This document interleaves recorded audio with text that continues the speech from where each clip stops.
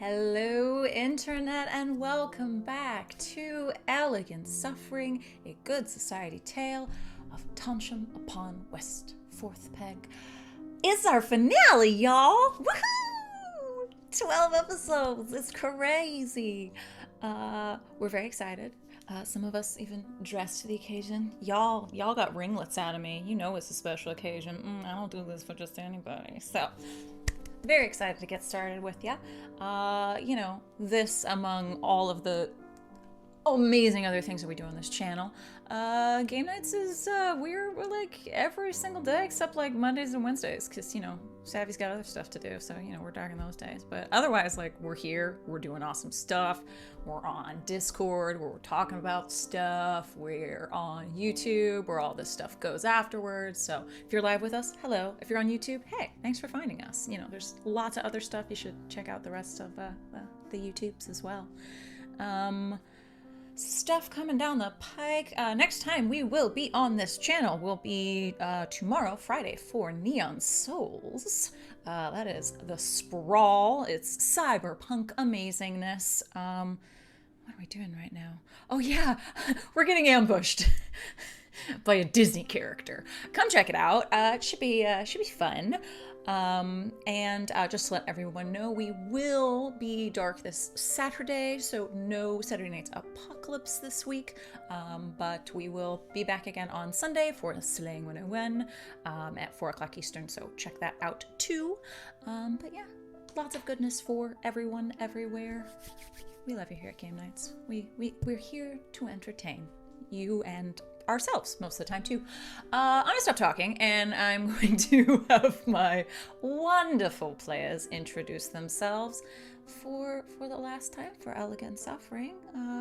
Tell us who you are, who you're playing, what the heck do they want, and where else can we find you on the internet? Let's start with Sean. Hello, everyone. I'm Sean, or the Kraken King on Twitter. I am playing Raleigh Addison tonight for the final time.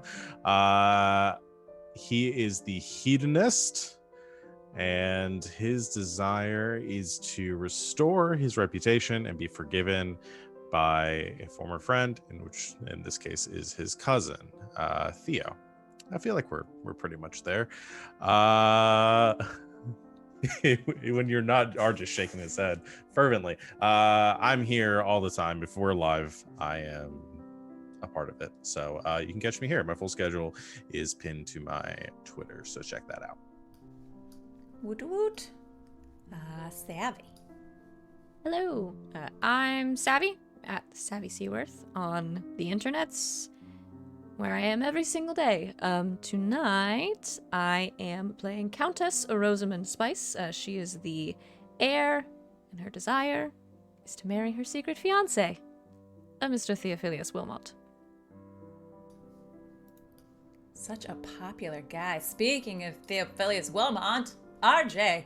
Hello, everybody. I'm Theophilus Wilmot. I'll be playing RJ today. No, reverse that.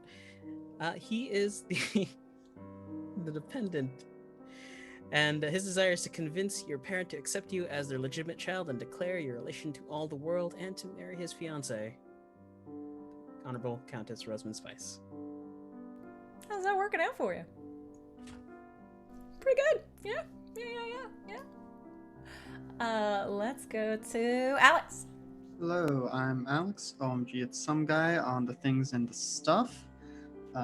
This evening, I am Mr. Grover Shelton, a careerist whose desire is to bolster his love interest's reputation when his parents' permission to marry them. And that particular love interest is about to introduce herself. Speaking of which, our wonderful guest is back, LB. Hi, I'm LB, or LB Hackham if you're feeling fancy. I am playing Colonel Annabelle Breyer tonight. She is a careerist. My desire is to orchestrate at least one marriage between people of my choosing, and I think I'm going to do that. I think that's going to happen today. I'm excited. Yay! And I'm Christina said I will be facilitating the crap out of this game tonight. Yeah, you betcha I will. That means I'm playing pretty much everyone else, unless it's a connection that one of y'all have taken or had for a while. You can find me here a couple nights a week. Otherwise, check my Twitter for, anxiety and shit posting. Yeah, if I had a desire, I think it would also be LB's, is facilitate at least one wedding. So let's make that happen, shall we? I'm so excited to have my players here. I'm so excited to have you there watching live or on the YouTubes. I'm stalling a little too because I don't want it to end. Okay. Before we get going and pick up on our cliffhanger from last time, let's recap. Last time on Elegant Suffering, we had a lot of things revealed to us finally. Mr. Raleigh Addison had quite the revelation with his mother previously, that we had a very nefarious villain in Madame Dupont, who has behind the scenes been scheming, wheeling, and dealing to put herself and apparently her 2 children into the most the best possible places in society. She did that a number of years ago by marrying off her daughter to a Lord Pemberleyshire, and now Lady Pemberleyshire runs a gambling hall in Brighton, and also her son, a Mr. Benjamin Collingwood, who has been living in the house of Mr. Miles Hammer for several years as his steward. Also found out that, hey, he's been poisoning Mr. Hammer for potentially an inheritance. Terrified and for his friend's safety and, also his own in a lot of ways, Raleigh ran back to Brighton to warn his friends, but was waylaid by brigands, very coincidentally, and had to walk there 15 miles in the snow with no shoes, both ways. But he made it eventually, and confirmed this for all of his friends. In the meantime, we had a very interesting game of cards between Mr. Grover Shelton and his nemesis, Mr. Erasmus Cockburn. They gambled not for money, no, for who would burn one of their masterpieces. It was a nail biter there. But then Theo, coming to save the day, threw a rock through a window, and then in the fray, Grover set the building on fire. I think, yep, that's right. Using her prowess as well, just being herself, the Countess burst into the room, got Grover out, had a wonderful showdown with Lady Pemberleyshire, put that biatch in her place, and everyone left to go to the beach house of the Duke, where we settled upon a plan.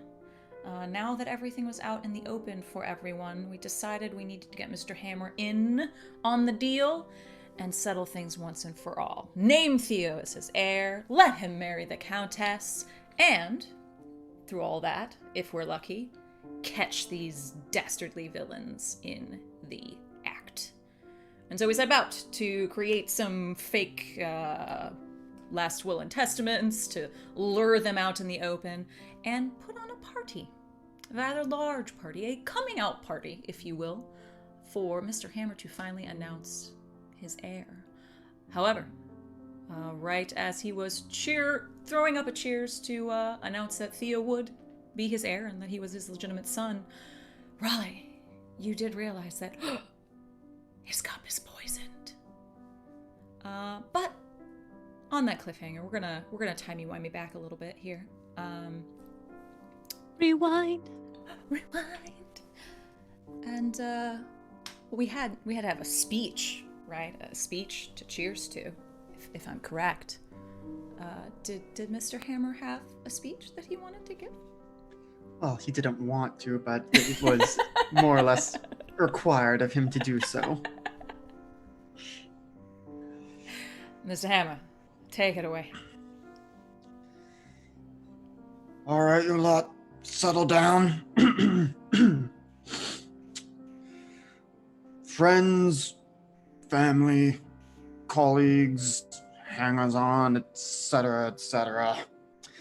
Today's reason for this gathering may come as a surprise to many, though doubtless some of you have known or suspected for years.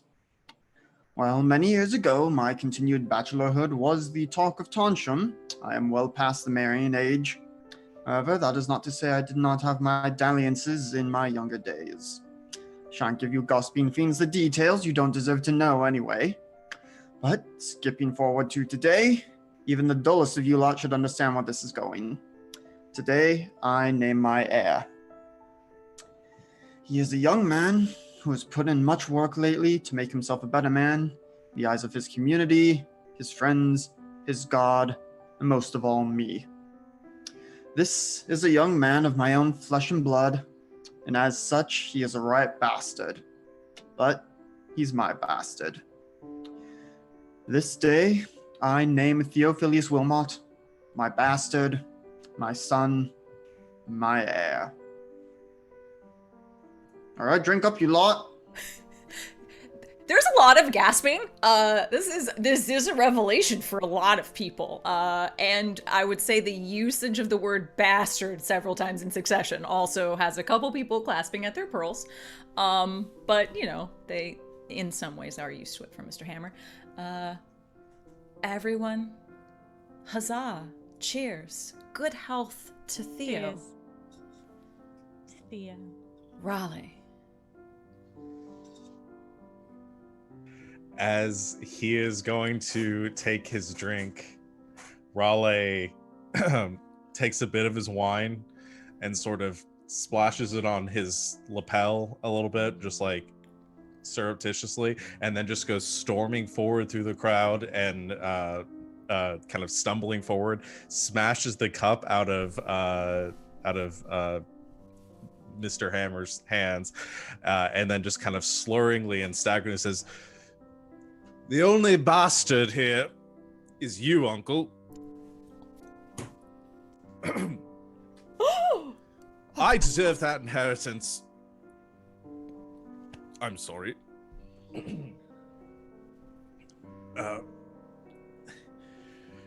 What was I saying again? My boy, if anything, this display right here shows exactly why you won't be getting the inheritance. Right. I need to step out for a moment, and tries to catch Theo's eye as he is walking away, and just like gives him a sober expression, and just goes like storming out onto the veranda or somewhere out into the foyer, somewhere out away from where all the gasping people are.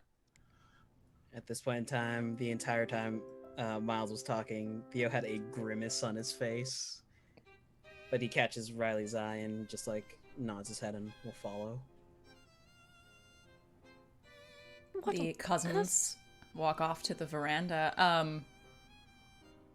What do the rest of you do as the gathered party is rather aghast at what the hell just happened? What on earth was that? I thought they'd agreed to how it was going to happen. I'm not sure why Raleigh would do that. They did. Oh no, that was entirely on purpose. He's not that good of an actor. George? What do you mean? Even drunk completely off his arse, there's no way he would spill wine on his lapel. Very true. Very true. And I've always known Mr. Addison to become happier the drunker he gets. That was false. Something's going on. Why would he make a scene? Why would he make smack something out of his hand? Perhaps Annie? there's Grab that cup. She scoots forward and, in her military dress, scoots down and grabs the glass, and she sniffs at it. Does it smell like what is it? Iocane powder. Iocane powder is colorless, tasteless, and odorless. And dissolves instantly in liquid. Cashews or almonds. Almonds. Cyanide? Bitter almonds. Does it smell like bitter almonds? Would you like to spend a token for it to smell like bitter almonds? Yes. You go ahead, you do Get that. the fuck out of here, token. Get out. Could I spend a token so that she can smell bitter almonds? Yes. So I'll give it right back to her. God damn it. Bitter almonds. Cyanide. Okay, let's not say that too loud. Well, how did it get in his drink? That seems like something for you all to figure out, because I am going to try to disperse this crowd. No one else is going to host a party. Must have been one of the servants? I mean, who would have been giving him his drink? Well, we know that we know who was poisoning him, right? He's not still on the staff, right? Oh, he is. Okay. Y'all haven't outed him Sting yet. operation. Right. Sting operation. All right. Everyone, meet me in the kitchen. I'm going to go find the gentleman who is the one that we know is who is poisoning. The butler. Mr. Hollingwood. Mr. Hollingwood. All right. Mr. Collingwood, he's there. As a steward, like he's there on hand if Mr. Hammer would require anything. Excuse me, steward. Yes, ma'am. The lord of the house has spilled his drink, or has had it spilled. Would you mind fetching him another one, please? Yes, ma'am. Of the same, the port. Of course. Whatever he prefers. Right away. And he'll look nervously.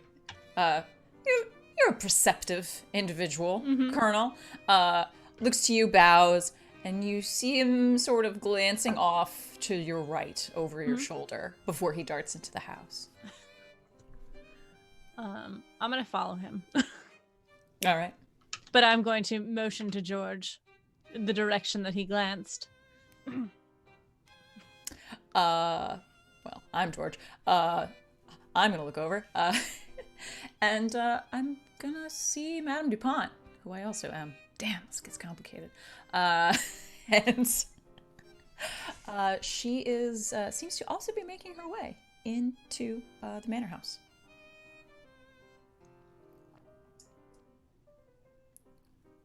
The old bag's on the move. Okay, well, where should I go? Should I back you up, George, or? No, go make sure that Annie has all of the firepower required. Right, well, I guess holler if you need us. I don't think we want to have arson in our arsenal today. I have a very particular feeling. Keep an eye on your paperwork. Right. Got it. Where's Theo? He went off with Raleigh to the veranda. Damn. Alright, guess it's me. Shall I go fetch them? No, they've got their own problems to deal with. Alright. Watch the young one. Watch Annie. I'll watch the witch. And he hobbles off to keep an eye on Madame Dupont. Theo. Raleigh. Real quick, Oh, yes. while we're all splitting up, chat has called for a mini monologue from our dearest Colonel Annabelle Breyer. Annabelle. All right. There are a few things that are going through her mind. The first is it is a list of the plan that she has filtering through her mind, which is just like double check and check what you're doing sort of thing. But these snakes in the grass, they will be exposed tonight. If I have to do everything myself, I will protect my friends. And this, I can't believe that Rose didn't tell me that she's being blackmailed. I would have taken care of this from the beginning, but I have to focus on what my task ahead of me. I just pray that we have enough, and we can do enough to bring this to an end tonight. Yay! Thank you. Thank you for the mini monologue. Chat, was that Mecca? Yeah, that was Mecca. Thank you, Mecca. All right, as our beautiful party splits up to do some detective work, Theo, Raleigh, you are on the veranda. What on earth is going on? As soon as Raleigh gets outside, he stops stumbling and stuff and kind of straightens out and... Oh, damn. Why did I do that? Oh, that's not going to come out. Lemon water typically helps. Oh, thank you, cousin. Is everything You all do- right? That wasn't. Yes, no, of course not. We have our arrangement. I'm fine with everything. We need to keep an eye on Uncle. Somebody was trying to poison him. I believe Madame Dupont. I caught an error about things, and I believe that they were trying to poison him on the spot. I did this to avoid any suspicion and avoid deviating from the plan that we set out. So, hopefully, he's none the wiser. Our fortune teller and Mr. Collingwood.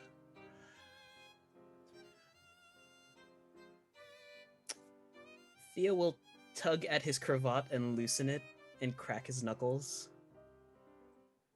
This farce ends today. Right, but cousin, if we need to catch them in the act of trying to take the paperwork that we've set out. Otherwise, this is all for naught. Have I ever told you that I hated it when you're right? I know, and I usually am. But, so I can only imagine how angry that makes you most of the time. But right now, just go along with what the plan as we've set it up is. Everybody act normal. Nobody start pointing fingers and stuff right now, or otherwise, if we tried to catch one of them, then the other is going to slip through our fingers. All right, I guess I'll go take a look at. I'll go skulk about for the paperwork. Would you do me one favor, as when all this is said and done, please explain to Uncle what happened. Otherwise, I'm afraid he may actually shoot me. You'll put a hand on Riley's shoulder. I will. Thank you. Of course. Let's get back inside then. I should find George. We shouldn't go in together. Should look like we're in a spat. And Raleigh will walk around to like another entrance to go back in. Excellent. Countess, you said you were trying to disperse the crowd? Yeah. Is everyone standing around panicking? A lot just happened in the span of a few minutes. A very big announcement of something that was vaguely suspected, but no one ever thought would be said aloud.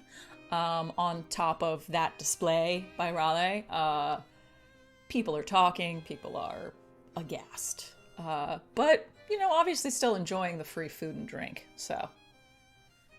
Great. Yeah, so as everyone storms off, boy, I did offer to host this thing, huh? I think just kind of like go up, kind of put a hand out to the people that are looking upset, and just say, "Dear friends, truly, we apologize for Mr. Addison's outburst and behavior. Obviously, well, a happy occasion for some. Family can cause trying times for us all, so I hope you will forgive him, as we already have. And, join me in using this day to celebrate Lord Hammer and Mr. Wilmot." I like this. And you, dear. A couple more casks of wine, please. Do you point to your favorite? What's her name? Oh, it's our guy. What's her Lucina. Sylvia? Lucina. Lucina. Yes. No, Sylvia is Amelia's horse. Well, she is one of our But favorites. also her favorite. Also her favorite. I love it. Lucina Yes, because gladly she runs knows off. why. She knows what's up. She knows what's going on. She curtsies and runs off. Again, this is big, so I'm gonna offer you something. If you want to spend a positive tag here, Oh. I will say that you are able to sort of quiet the crowd and play this off as a mere, minor family spat. I'm picking between two. I'm going to say honorable. Absolutely. So they Standing trust me. by. Oh, yes. You are known far and wide as a honest and lovely person throughout the community. So when you say everything is going to be fine, not a big deal. When you are calm, everyone else seems to follow suit. So you have quelled the chaos of this large gathering for now. Well done. Mm-hmm. And unless anyone comes to get me, I'm going to just say the thing about the wine and then just go right into, ooh, there's somebody I know in the crowd. Oh, hello, darling. And just sort of stay out there. Keeping an eye on a day's work. The Countess is working it. She's hustling. She's working this crowd. What are the rest of you doing? Some of us have gone inside to track some villains. Yes, I would like to. My main goal is to follow the Steward and see if he poisons the drink again. And if he does, where does he keep the poison? Oh, interesting. That's my main goal. Okay. So you follow him through the house. House is still bustling, very large party going on, many servants. Some party members have gone inside. So a lot of people. So you again are an accomplished military person. You're able to do some black ops here and keep hidden behind other party goers. So you follow him from a distance. He does make his way through the servants' entrance into the kitchens. Do you follow him through? Is there a window into the kitchen that I could look into? Or prop the door open a little bit so I can keep eyes on him? Sure. I'm gonna say you can prop open the door a little bit. Okay. Makes his way through, goes to what looks like a table of some of the nicer drinks that they don't just want out there for everyone to have. And grabs a cup and fills it with looks like a pretty expensive looking port.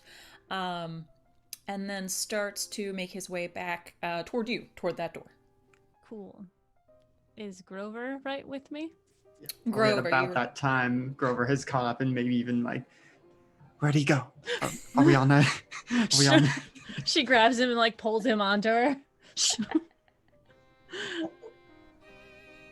About that time, Mr. Collingwood makes his way through the door.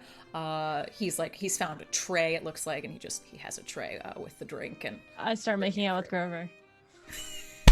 Yes. He goes along with it. No complaints there. Yes. You two snog away.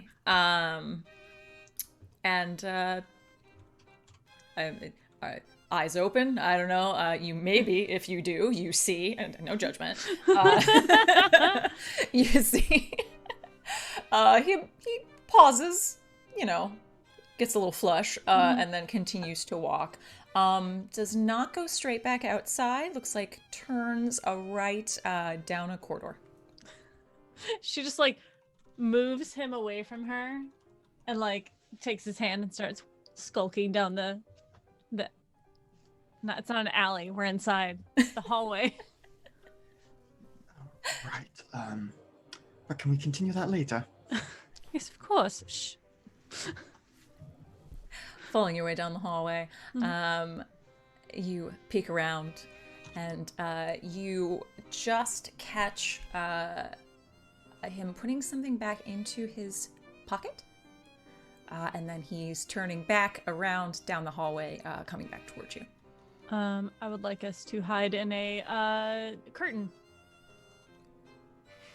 Because that makes sense. Would you like to spend a token for Sure. there to be available very floor to ceiling curtains Floor-to-ceiling are like super thick, so it'd be really like just our feet stick out, but nobody sees them because it's funny. I will spend Perfect. a token for this. Perfect. You duck out of the way just in time to cover yourselves in floor-to-ceiling curtains with just your little feet poking out. But he's not looking down. He's looking straight forward and carrying that tray and heading straight outside with it. We have to go tell them that the cup is poisoned. Okay, should we try and stop him? I don't know that, we're not going to be able to cause another scene, are we? But No, perhaps we should keep him busy and we obviously should let Mr. Hammer know that it's poison. okay, let's walk and talk and plan. All right. Just you go. You jog out there that you have important business with him. Go. Yes, got it. Okay, and Grover goes. You're going to head over to Mr. Hammer? Mm-hmm. You're gonna talk to yourself. Woohoo! It's not just me! No. Yep. Okay, all right, Grover makes his way, runs his way out toward Mr. Hammer. On your way, you do not see immediately where Mr. Collingwood has gone. He's not by Mr. Hammer, as you expected. Okay, well, Grover probably comes jogging up to Mr. Hammer. I don't know if Rose happens to be nearby at that point. Probably. But, Lord Hammer, if I might, what is it, boy? Are you bringing me my drink? No, not me. There is, Mr. Collingwood was going to bring it, but he has been delayed, kind of glancing at Rose as he says that. And I just figured, given what has happened, you might wish a moment to comport yourself, and it's about time for us to get started on your portrait. We may have to find Theo as well to do the commission. We talked about this. What the bloody hell are you on about, lad? Is this something that Theo or Raleigh said? Maybe I thought they had told you. I'm terribly sorry, sir, but if you could come with me, I've got my canvas and things ready. I can move it out here so you can still talk to people. Oh God, if you can get me away from these people, then by all means, take me away. Take me inside. Okay, yes, right this way. Your Honor, I do believe that the Colonel was hoping to look for you. She might be inside. Last I saw her. Oh, wonderful. Thank you, Mr. Shelton. If you would follow me, Lord Hammer. Oh, yes. Are they going to know to bring me my drink? We'll get you your I'll tell you drink. what, Lord Hammer. I have a full glass right here. I've just fetched. Why don't you take mine? It's the nice one. I suppose that'll do for now. Thank you, Your Honor. All right, boy, let's go. Let's see if your painting skills are up to snuff. I assure you, you won't have anything to fear on that count. I was gonna maybe make you use it as a token, but you just convinced yourself, so I'm good with it. I feel really good about this. I feel like I should pay a token. I know, right? And what were the odds Sappy was actually flipping on and off the name tag during all that? Nope. Was not. Yeah. Y'all don't pay me enough. Would have been the cherry on top, but You talk too fast. You're just too good. Hey, you can't hand a man a poison drink if he's already got a drink in his hand, am I right? Hey. So you've scooped up a Mr. Hammer and you are heading him back inside. Theo and Raleigh. Theo is in Lord Hammer's office. Oh, okay. You've made your way that Ru- way? Yeah. Okay. Raleigh? Raleigh went to find George. Interesting. We'll start with Raleigh. Raleigh, you, after leaving the veranda, storming off in your spat with Theo, you start looking around. You ask around. George is no longer outside. You ask some folks, and they let you know that he's gone in. So making your way inside, you spot George, well, and probably here at that point as well, as he's taken his walking stick down the hall. You see him going down a hallway that will go upstairs. Okay. Following him? Yeah, I mean, I catch up with him if I can. Yeah. He seems to be walking very casually, but as soon as you catch up, he like whirls around on you, like, bloody hell. So, darling, She's up ahead. she, oh, right. What's she up to? I think she's headed for our honey pot. Right. All right. We'll follow. I think I sent Theo ahead, so he may already be there. As you make your way, following what you are now told is the shadow of Madame Dupont. Theo! You made your way up to Mr. Hammer's office. As you enter, it appears empty. And I'm assuming you guys sort of left these papers sort of very surreptitiously just there, on a desk. And they appear to still be where you had placed them.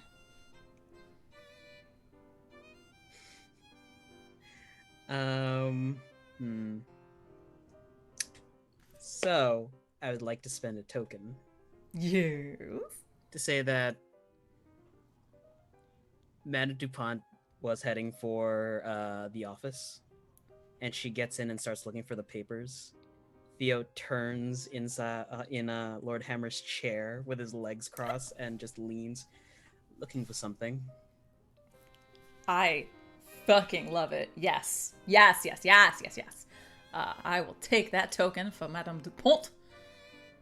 So, you arrange yourself appropriately. Spin your chair around as you hear some faint footsteps. And the swish of a skirt. And then, much closer by, some rustling of papers on Mr. Hammer's desk. Yep. Turns to face her. I need the turn. Audrey, I need it. I need it. I need it. Thank you. Thank you.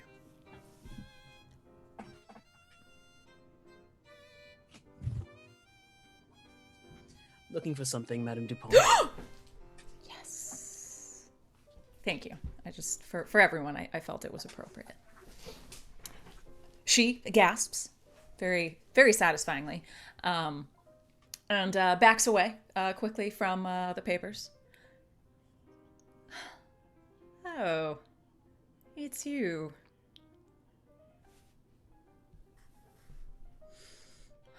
I was, just tidying some things up. I was waiting for someone. In my father's office. Your father. Yes. Congratulations. He will stand, let the chair roll back, and just shift over the documents on the table. How long have you been setting this up? Whatever do you mean, my dear? Do not play coy with me, Madame Dupont. I know that you have been blackmailing my fiancé. You have been telling your son to poison my father. You instilled your daughter at a pharaoh house. How long have you been planning this farce?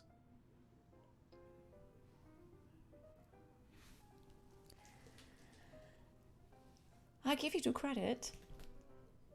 You've gotten a lot farther than most have. This has been in the works for quite some time. But don't worry. There are always setbacks. We adjust. We adapt. And I've been able to adapt over my many years on this earth from things far more frightening than the likes of a bastard like you. The good Lord says, "Thou shalt not kill," but he never said anything about breaking a few bones. Madame Dupont, I give you the option. You can leave Tonsham, you can never return, or you can face your crimes here.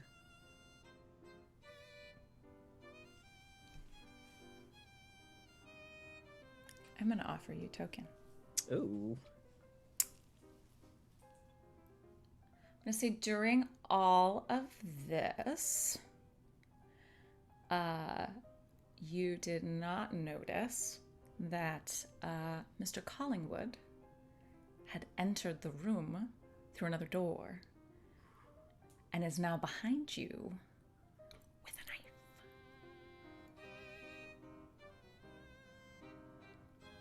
I'll take this. Yeah. Take your token. You say this to her. You give her your ultimatum. That's quite the speech. From a man with a knife to his throat. As you start to turn, you feel an arm tossed around your shoulder and a sharp blade placed at your throat. You'd think this would be my first shakedown.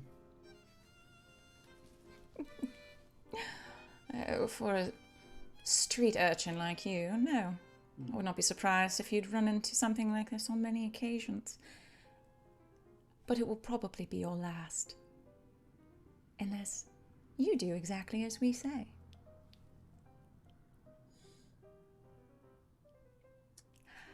It's about this time that Raleigh and George have made their way up toward the office.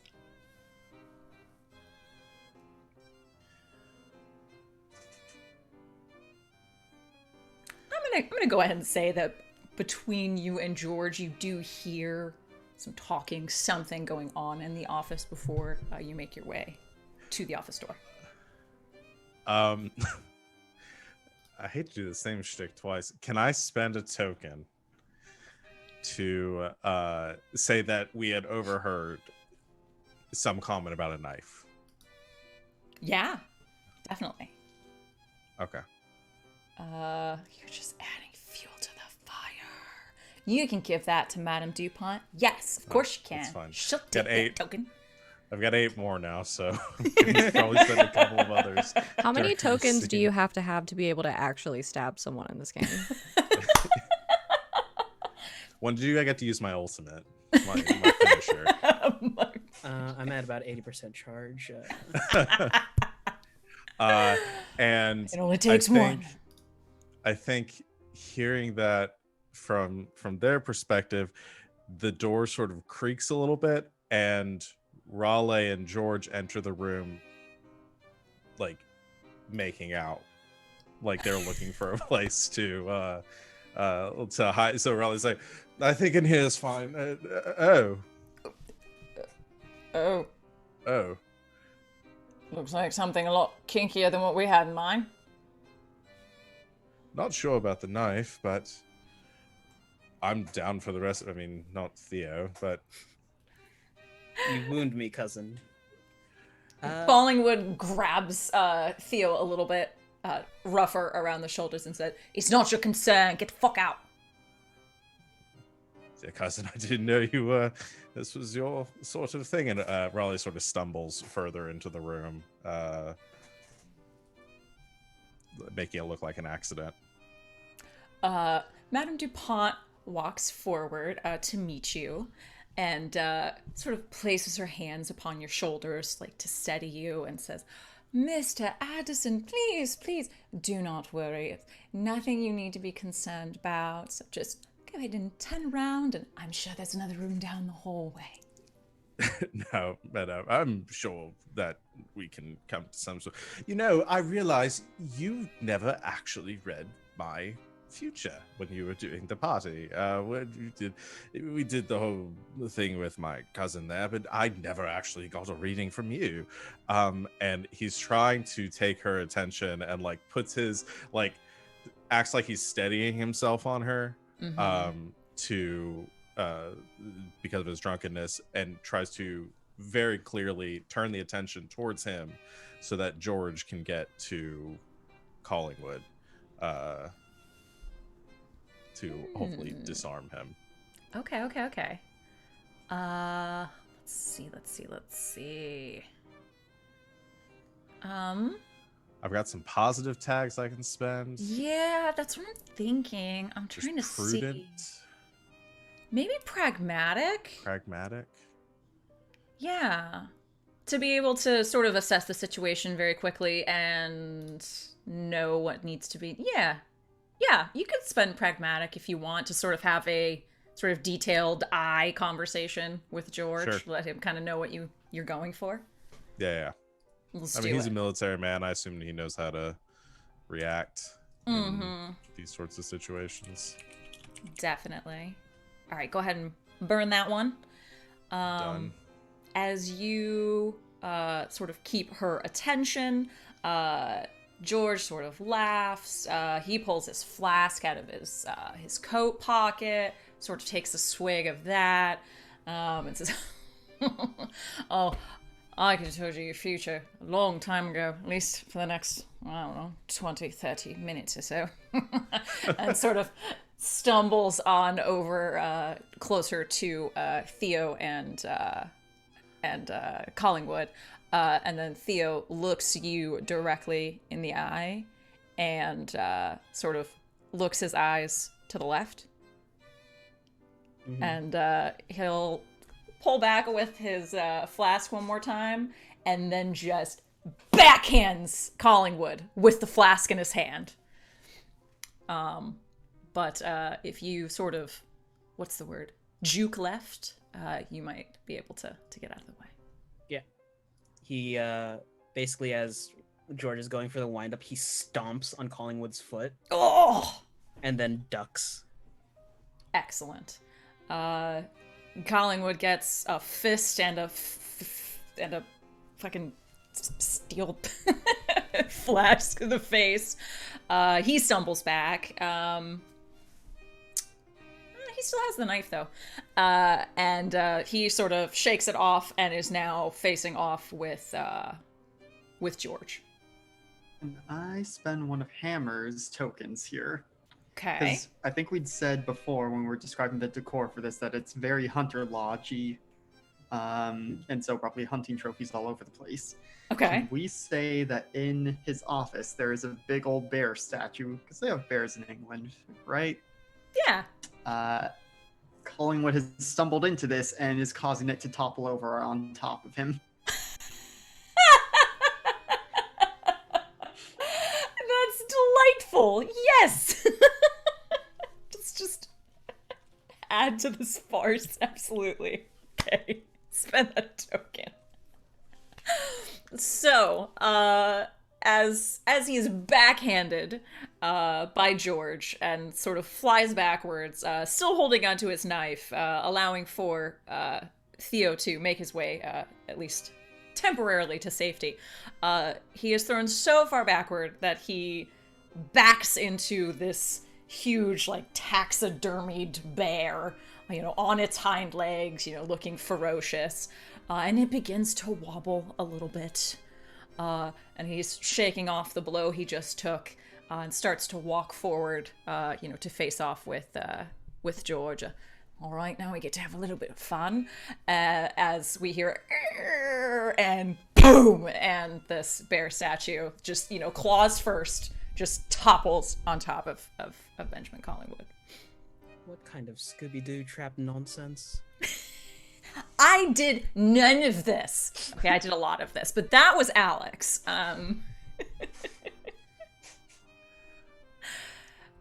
Riley. Raleigh still has his hold on Madame Dupont, says, and kind of sobering up a little bit. So about that reading. Like your friend said, I can tell you about your immediate future if you do not take your hands off me. Madame, I'm afraid, given everything right now, I will certainly take my hands off you and leave you in the capable grip of my companion here, who is a member of the militia, and I'm sure has the authority to arrest you currently, given everything that has transpired. Behind you, behind her back, George goes,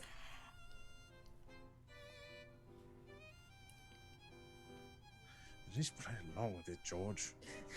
I'm not the constable. I've a note. Yes, absolutely. Yes, I can arrest you right now. She sort of barely gazes back over her shoulder, smiles. Do you still have your hands on her shoulders, sort of keeping her there? Okay.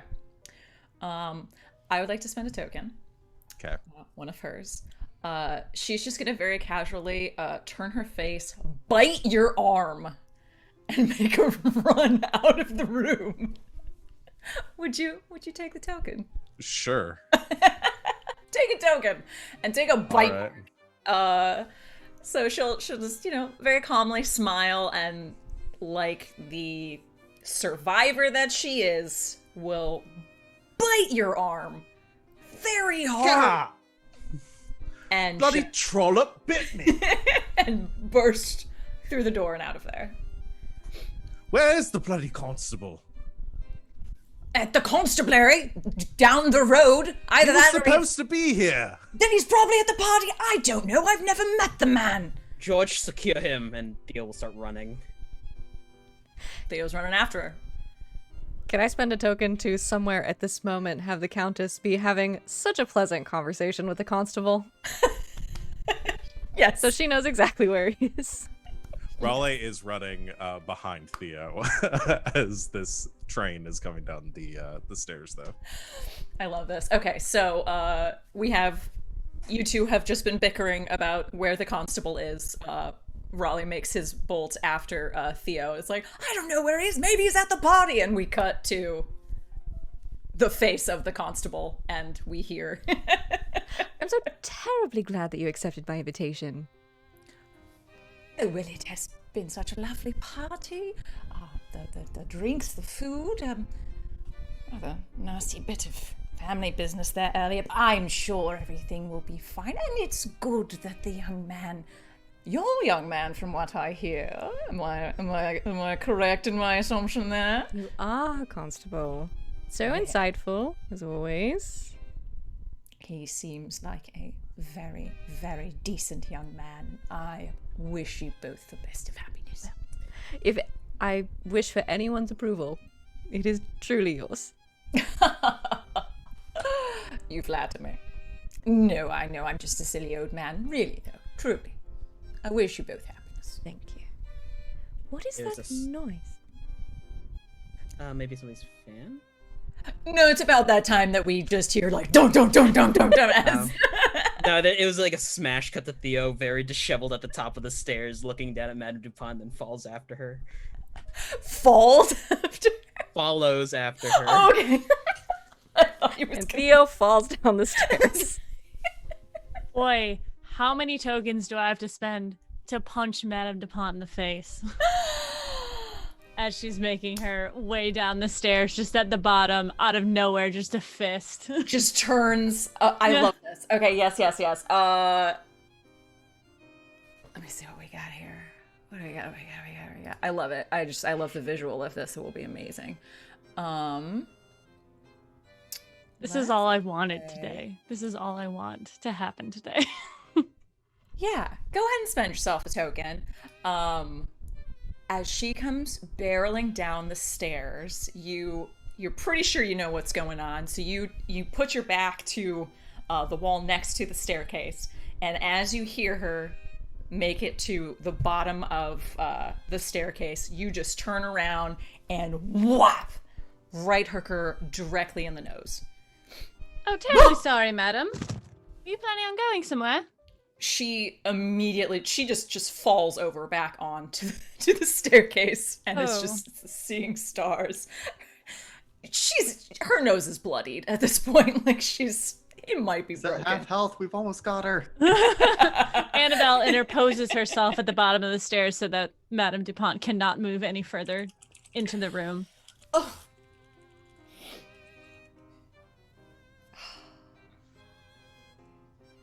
Nice shot.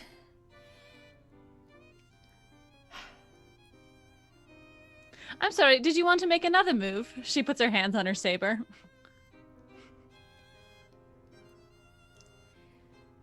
No, I think I'll wait for the constable. Thank you. Indeed. And she adjusts herself on the staircase to And sit. I'll wave over the constable.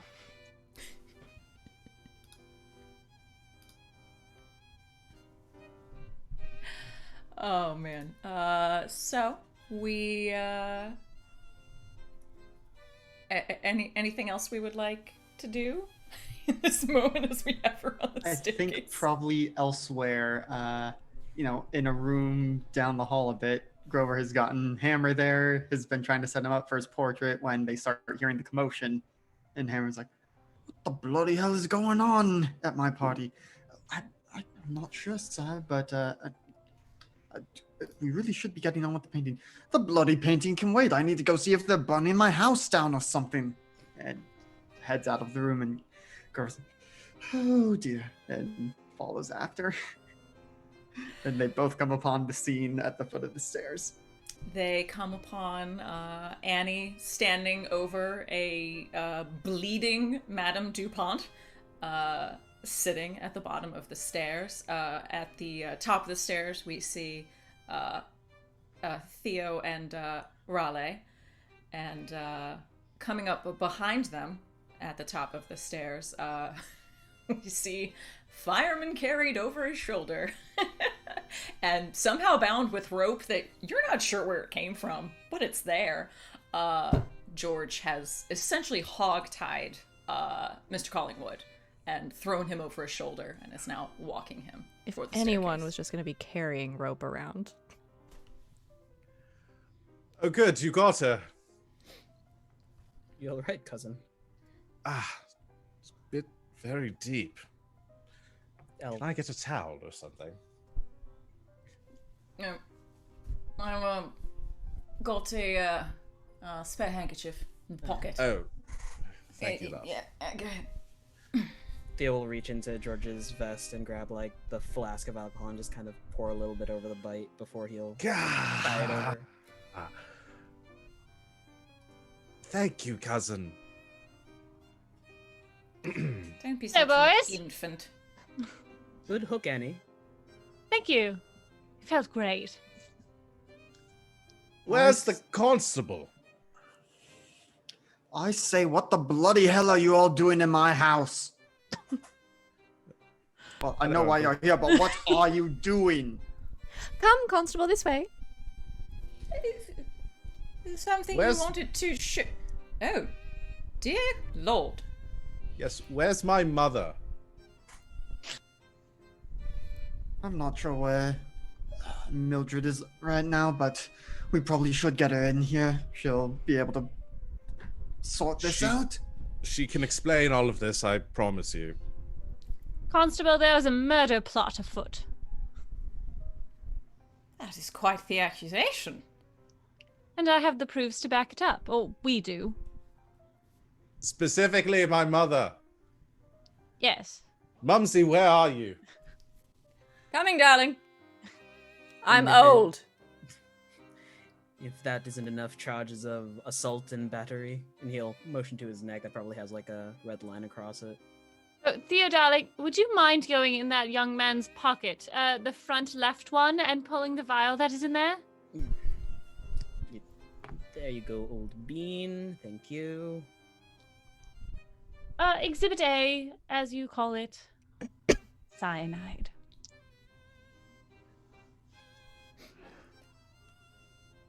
Certainly smells like it.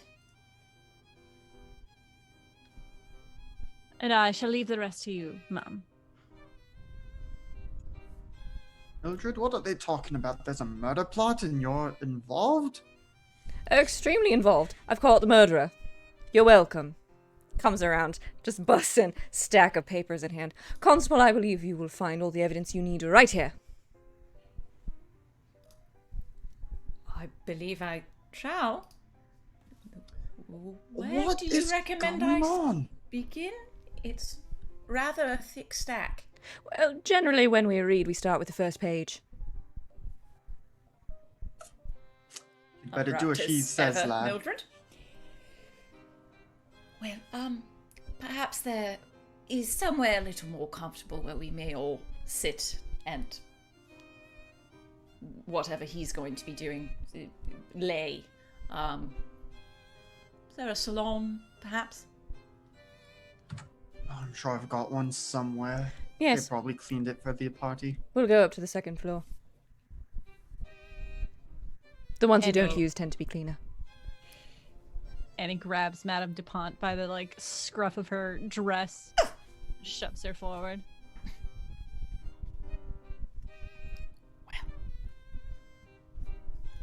Raleigh stands behind George as she comes past, not wanting to get bitten again. As she passes by you, she looks at you and goes, Just put a muzzle on her. keeps walking. Raleigh Addison, whatever is all over your shirt. It's either blood or wine. I'm not entirely sure at this point. Well, go change. And not have you embarrass me. Again. Mother, I didn't bring a change of clothes. I'd have to go all the way back home. Oh, why do I have to do everything for you? Upstairs. Guest bedroom, third on the left. You've extra things in there. I hope they still fit. Oh. So do I. As Raleigh goes to make a costume change, we shall spare going through the entire murder plot again. We can suffice it to say, I think, that Mildred goes through all the evidence. You sure? Because I can do it again. You were amazing. Do we have and 20 minutes? And I have every bit of it highlighted for anyone that is interested. Please do go back and watch it. It's phenomenal. But we'll continue on. We have other things to do tonight.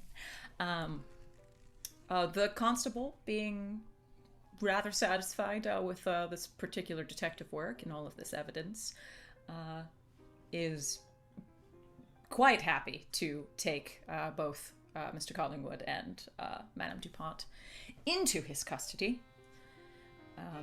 He doesn't even have to bind Collingwood. It's already done. It's rather helpful.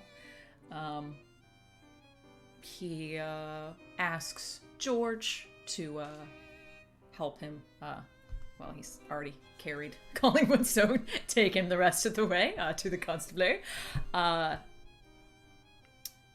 Otherwise, he turns to all of you and says, well, hopefully this is the most dramatic thing that happens for the rest of your party.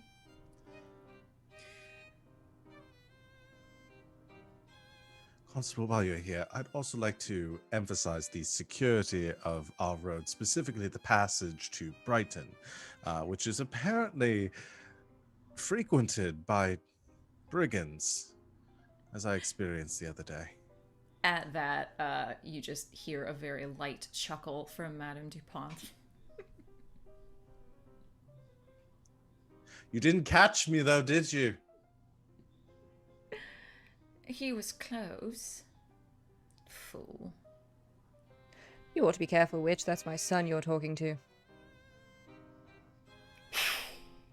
Go ahead. Argue your own case. Raleigh also has to emphasize as much as possible during the conversation about the plot and the catching them, that he did save his uncle's life.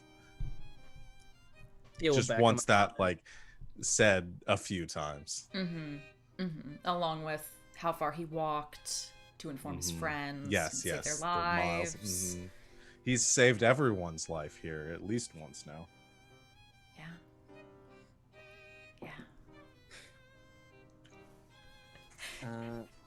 As Madame Dupont is getting led away, Theo will just call, Madame Dupont.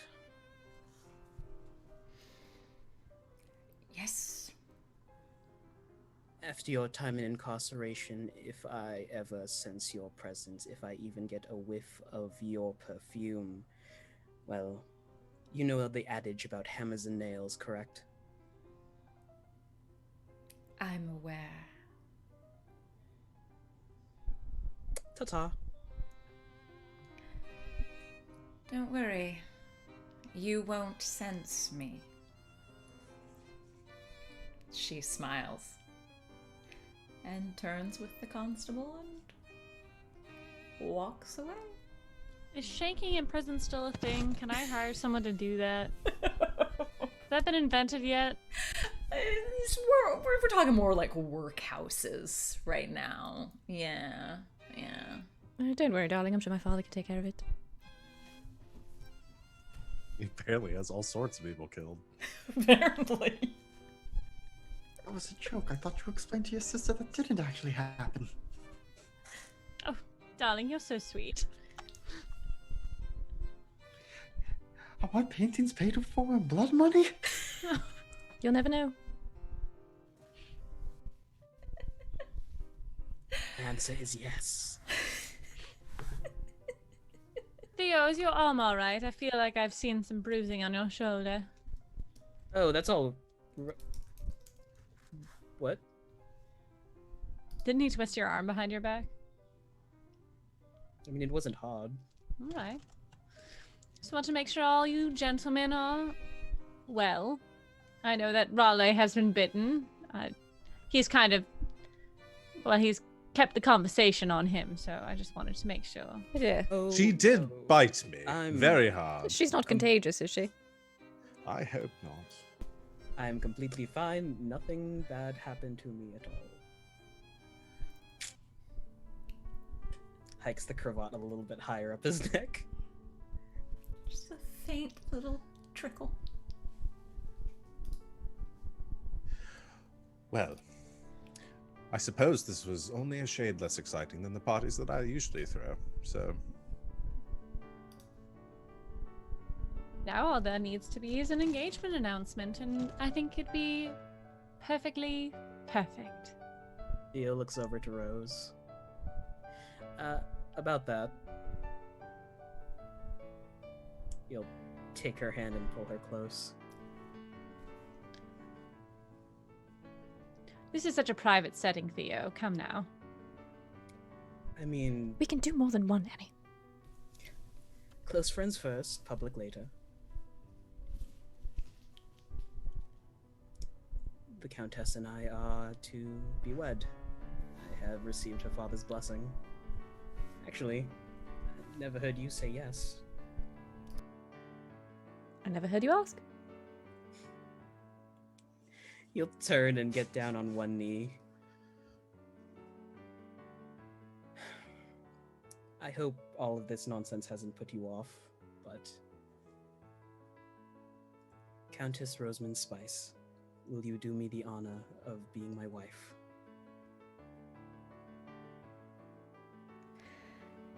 I suppose. Yes. Yes. Stand and kiss her.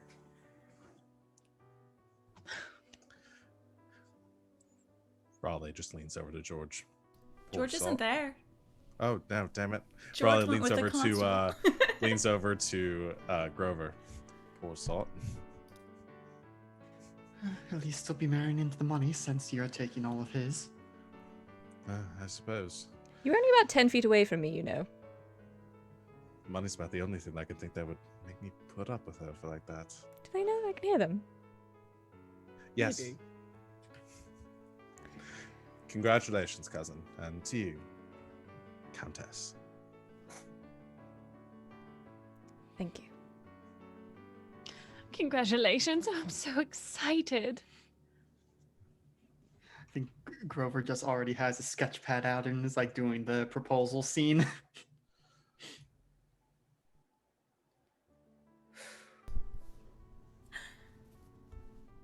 You know, Grover. You know, yes. now that they're, well, soon to be public, we could be seen together, out and about. Oh, yes, of course. Do you mean right now? Well, perhaps after they announce it, Right, yes, we wouldn't wish to steal their thunder. of course.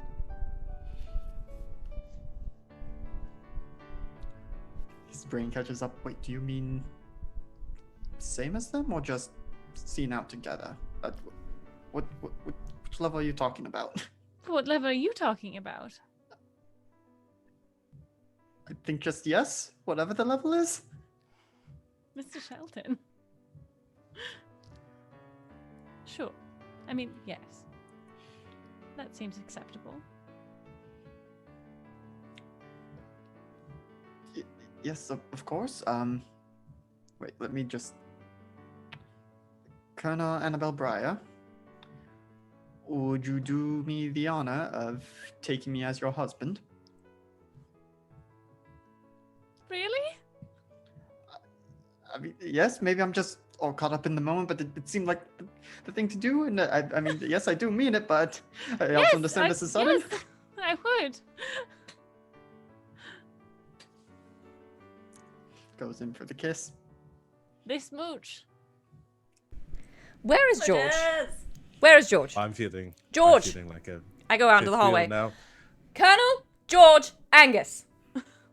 He went with the constable to like carry Benjamin Collingwood to the constabulary. Yeah. Get a carriage and catch the man.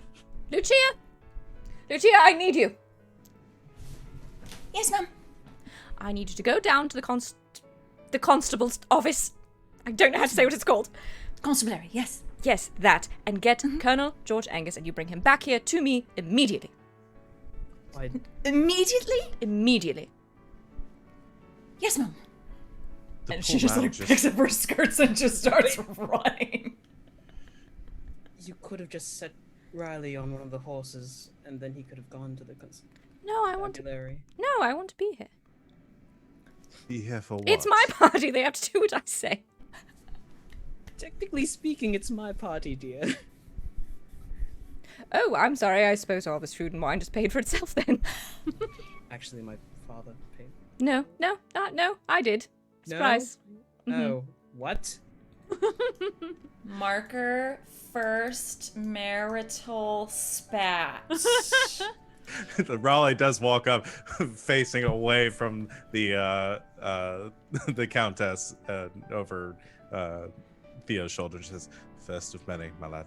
First of many." Well, what are we all waiting for? Go, announce yourselves. Just taps Theo on the butt. With her fan. He'll offer his hand to Rose. My lady, are you ready to go public? Yes.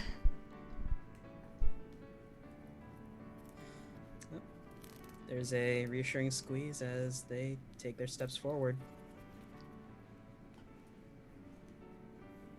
Wait, am I speaking or are you?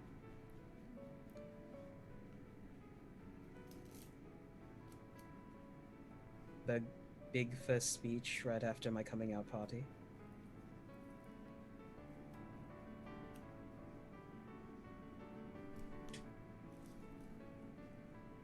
as you walk outside. We Is give them a this- bit of a head start, but then shall we go out and watch? Let's. She takes his arm. Actually, no, she puts her arm out. I'll take it. And they go. Make your way out. Everyone's still, as Rose has calmed the crowds and, been hostess with the mostess and made sure everything is smoothed over. Everyone's still enjoying themselves out on, in the garden and enjoying much food and drink at Mr. Hammer's expense, which I'm sure he's not too happy about. But yeah, everyone's outside, minus, a couple of key people that were trying to murder others, so. Right.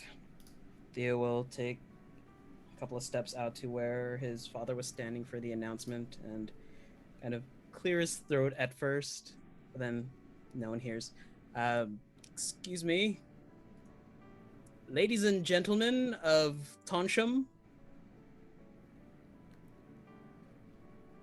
Gotta be a little louder than that, my friend. What are you gonna do?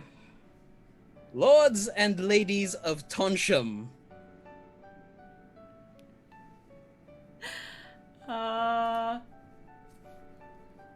I want you to spend a token. Okay.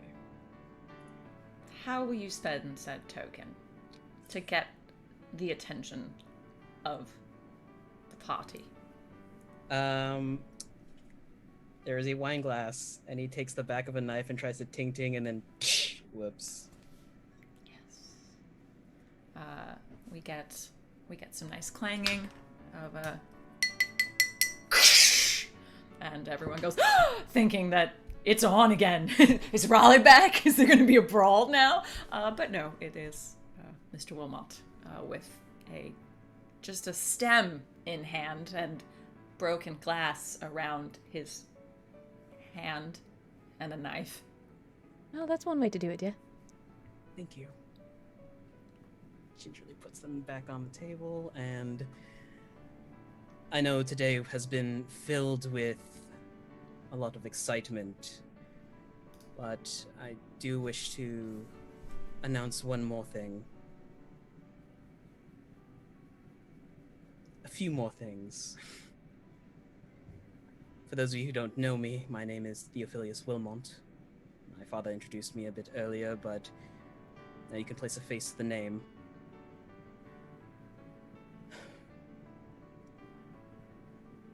In addition to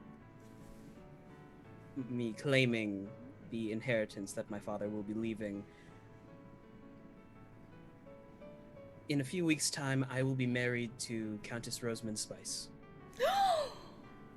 Oh! Claps, applause, gasps, cheers. And he Will Smith, this is my wife.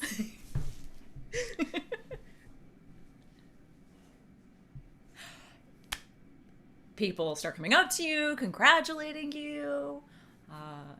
Toasts all around. People are very excited. We'd probably let them have this day, right? I imagine she might be upset with us if we Oh, tried to no. draw any of the attention. No. We'll just leave it for a while. We have to tell your mother first. And my father. Oh, yes, of course. I just realized I haven't met your father yet. Nope. I hope you won't take it the wrong way that we already sort of got engaged. He knows I am an independent woman. Out making my own in the world. That is fortunate and yes, very good. Yes, all good. Don't be scared. He's not as physical as I am.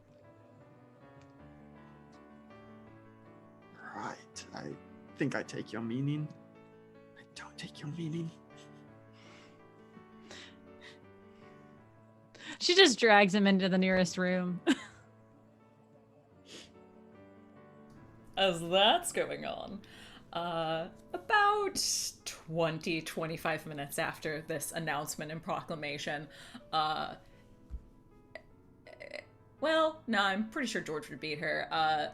You hear some scrambling of feet, some very, very heavy breathing from Lucina, trying to keep up with George, who is scrambling back up into the party.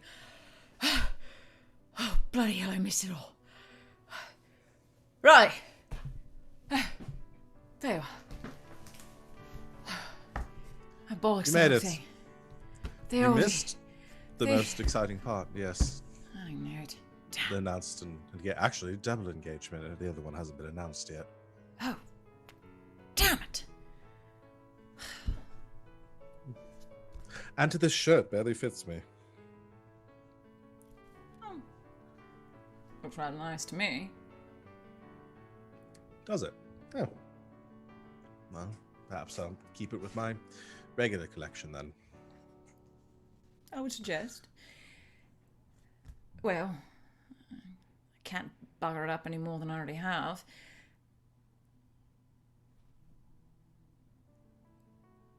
So? Are we doing this? Are we doing what? Drinking, yes, more of it. You really are going to make me do this, aren't you? I'm the one with a bloody cane. He'll sort of brace himself on his walking cane. Get down on a knee. Raleigh, Elizabeth Addison. I don't care if Elizabeth's not your middle name. It is now. Will you do me the honor of being my husband?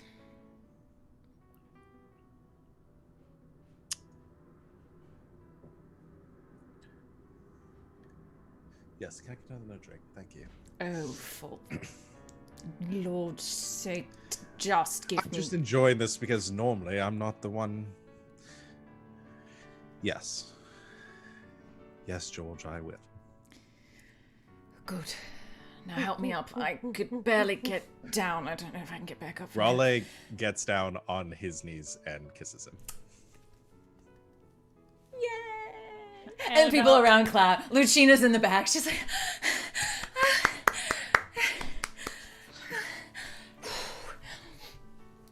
Colonel George Angus.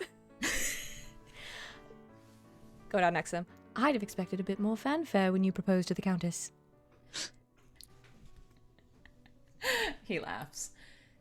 Well, this is just, the private one. We'll do a big one later, I'm sure. Right. Make all the arrangements. I'm sure you'll all be receiving invitations very soon. Yes. That's for the engagement. I'm thinking... I'm thinking perhaps we'll arrange for several people to burst into song and dance, and then I will come out through the middle and make the proposal. What do you think? It'll just happen very quickly, almost in a flash, if you will. A mob of people. In a flash. Mm-hmm. It's a terrible idea. Really? Yeah. I quite like it. Yeah, it'll never work. We'll think of something. You're a terrible singer. I wouldn't. This is also fair. You know, the second time around, you could propose to me. Yes, as I was saying. We haven't had a party at my estate for some time. I'm sure my mother will be making another trip to London soon, so... You may want to have your mother at your engagement party. I Not have a this feeling... one. We'll have a later one. Right.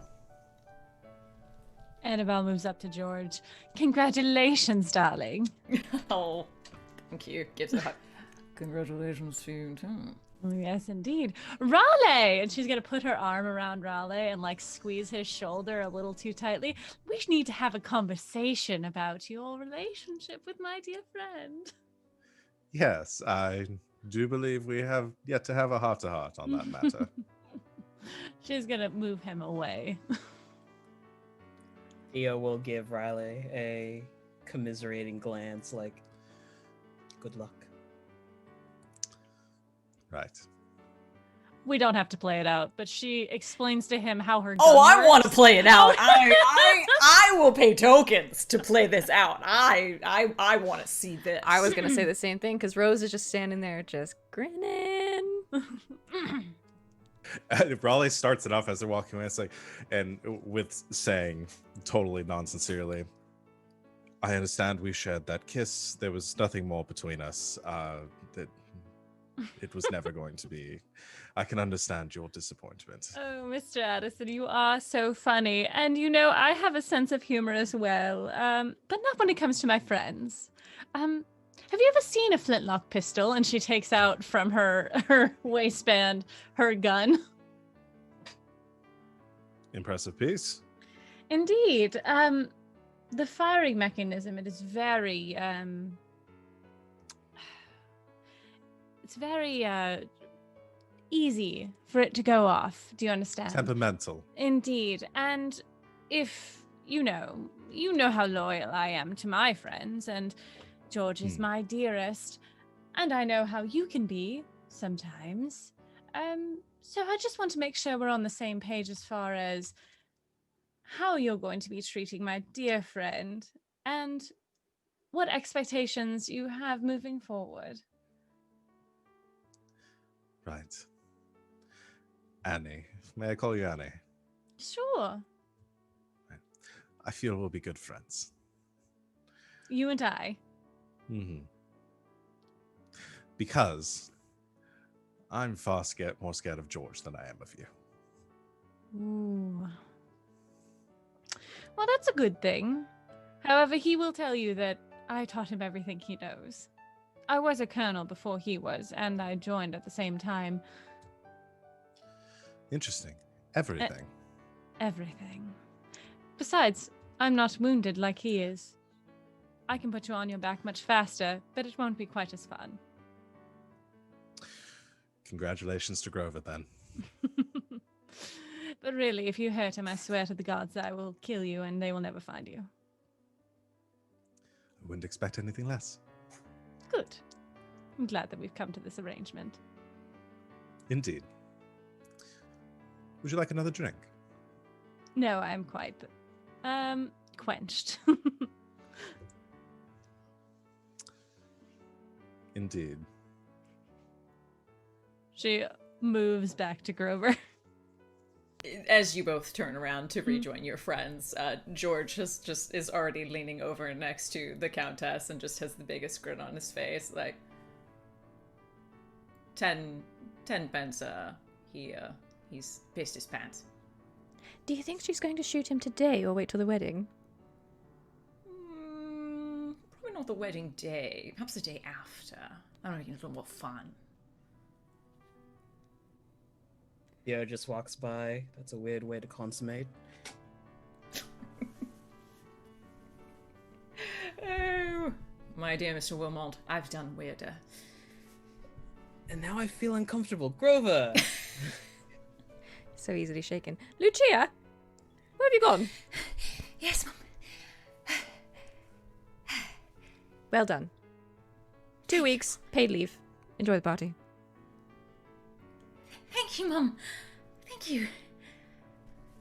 She runs off before you change your mind. And you all enjoy a seemingly now engagement party, actually triple engagement party. Well done. Well done all around. Well done. Unless Unless we spend some tokens to get Amelia and Aurora up in here. Yes, you may! Like to spend a token. Wait. Oh, sorry. Go Go ahead. ahead. I was going to say, where are Vernice and Cockburn? I was about to say, like, How I'm many gonna spend a tokens do token. we have? Not probably invited. Not at the party, I'm gonna say that, but I didn't invite them. Damn. Can we say they got engaged somewhere separate? Like, they're over in Brighton hitting Yes. it off right now? yes. Okay. 100%. That's all I wanted. Yes. Hey, let's get married. Away. Marriage. I don't suppose why not. You don't like citrus, do you? No, I abhor citrus. Excellent. Number 4 in the books. Yes. Okay. So who is spending tokens and on whom? So who do we want to propose here? I think Aurora has to. Yeah, I will spend all the tokens to have Aurora do it. Okay. The biggest character arc of all. Right. Okay. You want it at the party? Like right now? I She's mean, gonna... they probably showed up fashionably late. Okay. So they didn't even know that it happened, so that way she didn't upstage you. Okay. I like Raleigh is going to like tell Aurora as she's walking past to go to Amelia. Like, oh, darling, I meant to tell you, I have some news for you. One moment. Oh. Passes right by him. Amelia has just not been aware of any of the hijinks going on. She's actually kind of been pulled over to the side by a lot of very boring members of Toncham who, since the Countess was busy for what I would imagine is at least an hour or so talking to the constable, they went to the next, which was Amelia. Aurora blitzes right past you, Raleigh, goes straight up to Amelia, who looks rather happy but surprised for Aurora to simply like push past like the head of the bank in town and just move him aside. Mimi. Aurora, hello. Fashionably late as usual. Have you met Mr. Bandog? Yes, of course. Please, would you mind getting us a drink? Thank you so much. Mimi, I have something to say. And well, I guess I'd better just say it right now, before anything else happens. Well, I tried not to, but, well, bloody hell, it didn't work. I love you, dear. Will you marry me? Just screaming, jumping, twirling, jumps into Aurora's arms. Aurora spins her around.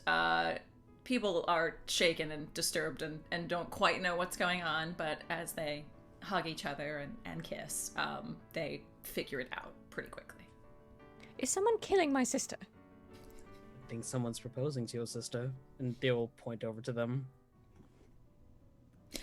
Arms around each other, talking, hair, everything. It's beautiful. Oh. People around them are congratulating them.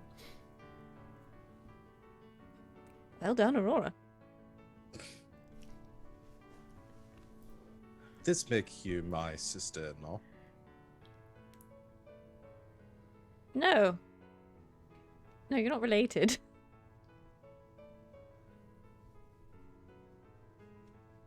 It's like fourth cousins.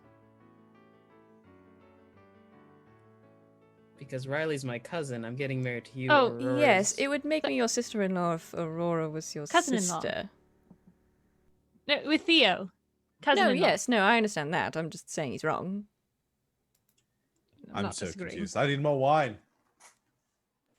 Oh, yes, George two, just please. hands you his flask. I'll get my own. Nudges Theo. Get her a drink.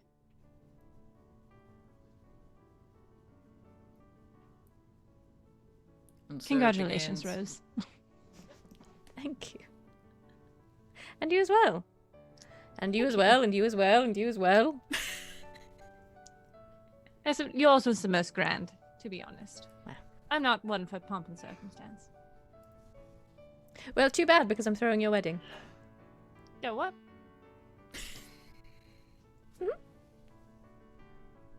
That is very gracious of you, Your Honor. All right, counteroffer. You get to do that. I get to design and make your wedding dress. All right. And yours too, Raleigh. Yes, where is the other countess? It's a pleasant offer, but I'm very particular when it comes to my clothing, and only the best designers. Mr. Addison, are you impugning the honor of my fiancé? It'll be rustic then. Theo reappears next to Rosa's side with a wine glass and hands it to her. Ooh, this is not gonna go well. George just it's puts gonna an go arm perfectly. around Raleigh, gives his shoulder a squeeze. Really wouldn't recommend that, my dear. You know how I am about my clothing. It will be to your liking, I can promise you.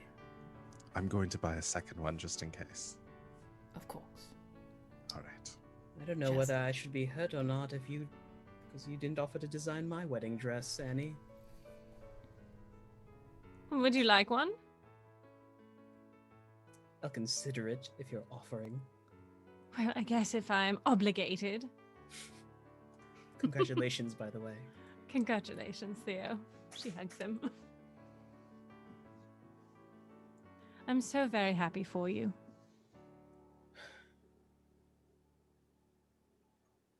I'm happy for everyone. Now, if all of you will excuse me, today has been a very tiring day. If you need me, I'll be up in my father's study. Indeed. Not Miss. Countess, do you need a ride home? No. Well, I hosted this party, so I ought to stay. All right. Mr. Grover, Mr. Shelton, Colonel Breyer, should I drop you off? I would be much obliged. George sort of leans over. I think you might want to stay and have a conversation with Mrs. Shelton. Is she here? No, I mean when you drop him off. Oh, of course. I'll spend a token for her to show up. Don't test me.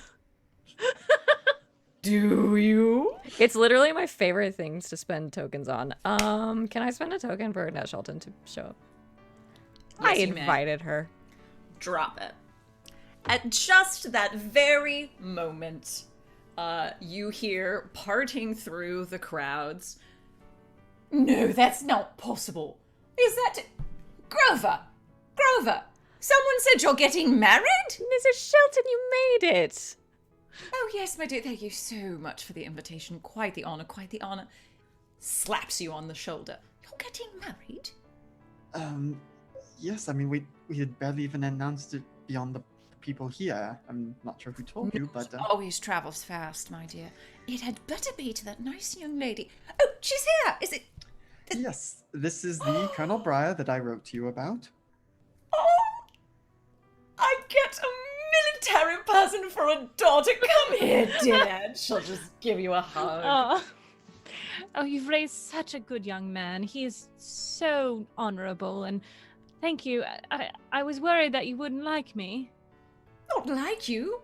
You've pulled yourself up by your bootstraps. You work, make a living wage for yourself, and you're so successful. What's not to like? So kind of you. I'm very much in love with your son. I know it hasn't been long that I've been here, but he is incredible.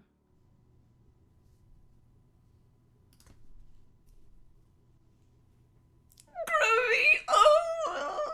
Your mom starts crying. She hugs you. She pulls you into her bosom. She strokes your hair. She cries on you. Yes, Mother, yes, it is, it's great news.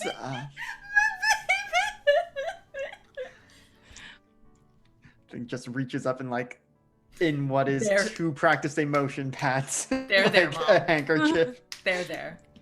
Miss Shelton, I have a bottle of wine at my house that I think you would absolutely adore. Would you care to retire? That sounds absolutely lovely, dear. Daughter! I get to say daughter. That sounds lovely, thank you. Grovey, come on. Good night, everyone. Just lean over to everyone. I hand wrote her invitation myself. I knew I liked you. Very thankful for the relationship I have with my mother now. Should I write to her as well on your behalf? No. Are you No. sure? Well, she's already here, so I don't see the point.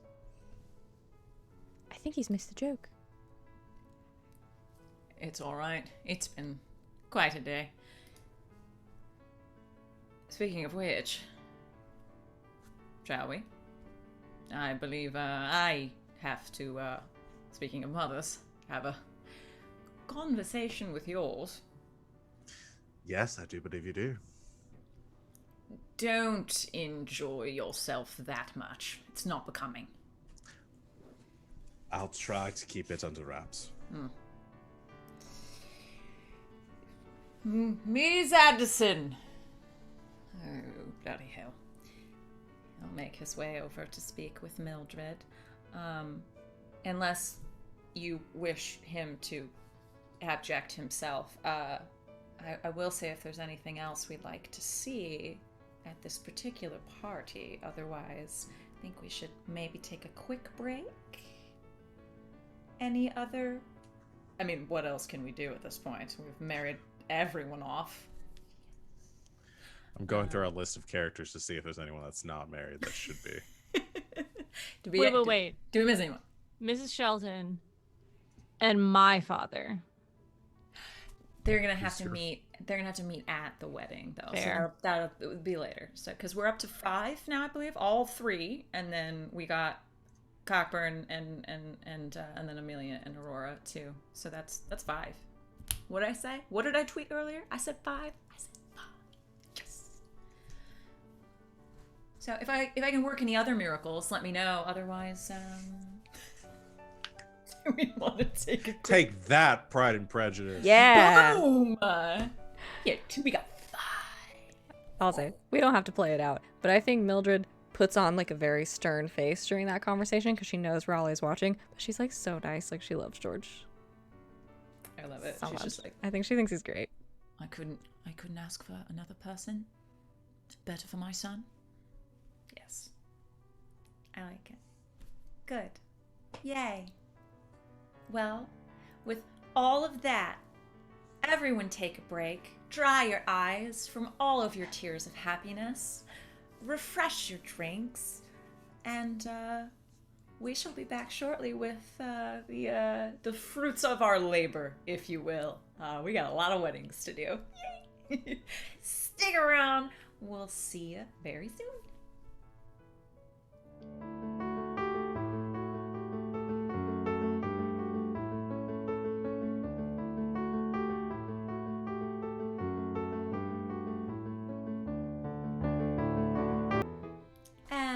Welcome back, Internet. Thank you for hanging out with us as we refreshed ourselves from, wow, just all that matchmaking. Woo!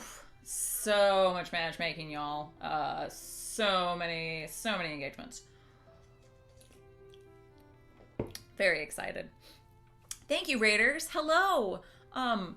You missed 5 engagements, but you know what? It's okay, because we're about to now have 5 weddings. It's gonna be awesome. Welcome to our finale of Elegant Suffering.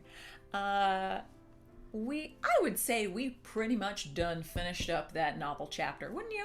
I think we just put a little cherry on that one. So we are going to move on to our final reputation part of play. So go ahead and pull your forms out, friends.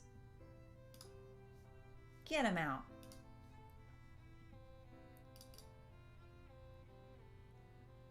See what we got going on.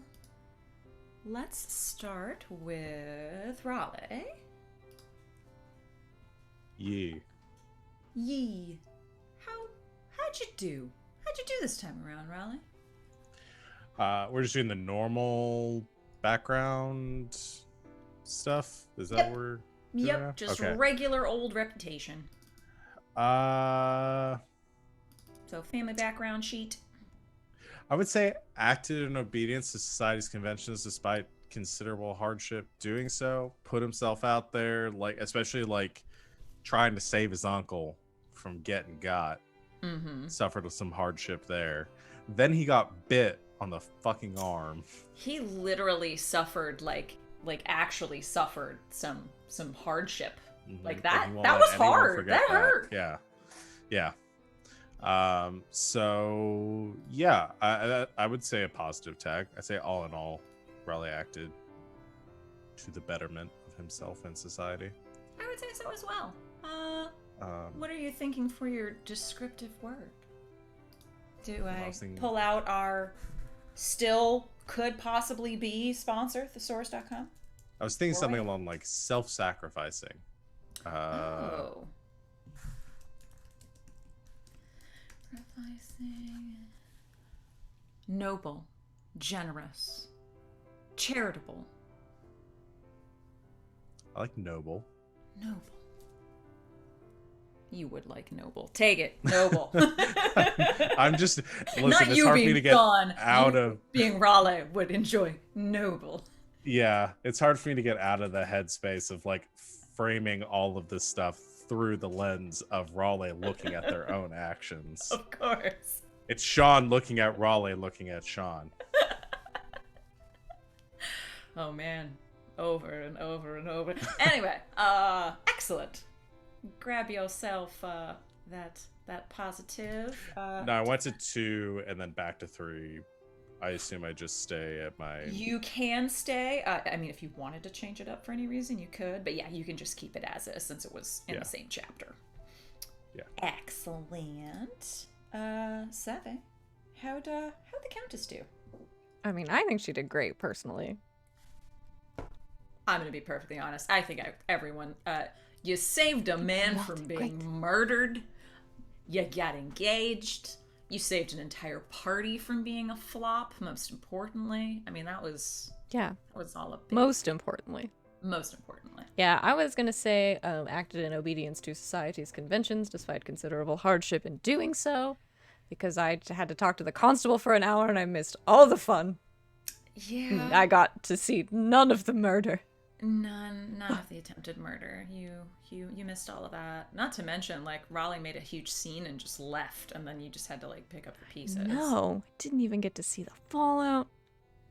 It Not was cool. so hard for me. Today was so hard for me. It was a really rough day. I mean, you got engaged, but like to your secret fiance for like ever. But whatever. It was so really hard, okay? I'd say that's a positive tag for you. Which positive tag, however? So, I'm trying to come up with a word that means what I am thinking. are you Which thinking? is essentially the ability to hold fast in a situation you don't want to be in. To hold fast. To. I want like stubborn but good. Uncompromising, steadfast. Ooh, steadfast. I like Steadfast that. is Yeah. that's what I was trying to think of. Thank you, Alex. That's great. Thank you, thesaurus.com. Please sponsor us. I like it. Does that bring you up to anything, or? I have 4 now. Of course you fucking do. All right, moving on. No, excellent. RJ. Acting in obedience to society's conventions despite considerable hardship in doing so. It would have been so much easier just to go in there swinging. Not to mention, you had a knife to your throat there, bud. That was rough. A little First scurry. time, just Okay. like Considerable hardship, I would say. Considerable hardship, yeah. composed. Oh, I like it. Okay. Yeah. Composed it is. I was looking stuff up while you guys were talking. A+, gold star. Alex. Oh, gosh. I think the one that makes the most sense here is secured a personal invitation from someone with higher social status than yourself, namely my fiance. Invited me to marry her. Yeah, she invited you to like spend the rest of your lives together. NBD. Yeah. Just trying to come up with the right word for that because I already have cherished. Oh. Let's see. Something to Protected. appreciated. Cosseted. Venerated. Worshipped. Okay, that's getting to be a bit too much. Maybe we could do Beloved. Yeah, we'll do beloved. I like it. Me at 4 positive. Y'all better be spending some of these at your weddings, I'm just saying. I'm spending all of mine. I've been saving them. Burn it to the ground. LP. Hello. I think I gained a positive tag, but I think it evened out because I did punch somebody, but I also stopped a murder plot, and I got an invitation to an event that was much higher status than mine, which was this engagement party / thing plus the wedding. So Yeah, no, I think that's more positives than negatives on that one. Yeah. And I think a good word for Annabelle would be reliable. In a pinch, I like it. Yep, there for that punch. Mm-hmm. Good timing. Always good timing. That brings you to a third, doesn't it? Again, yes. Did you burn one of yours during that novel chapter, or? The last novel chapter was the one where we were like at Brighton, right? Yes. Oh, okay. So no, it's been a full new cycle of the novel chapter. So yeah. You can grab the one that you had previously, your previous rep condition. You can grab another one. The previous rep condition I had was my assistant, my protege. Yes. So I will keep her around. All right. We'll keep Miss Cooper. Mm-hmm. Excellent. All right. That was our last reputation cycle, friends. That's it. That was the last one. But we would go to Rumors and Scandal, but it is our last cycle, so we're not. We will move on to Epistolary. It is time for letters, my friends.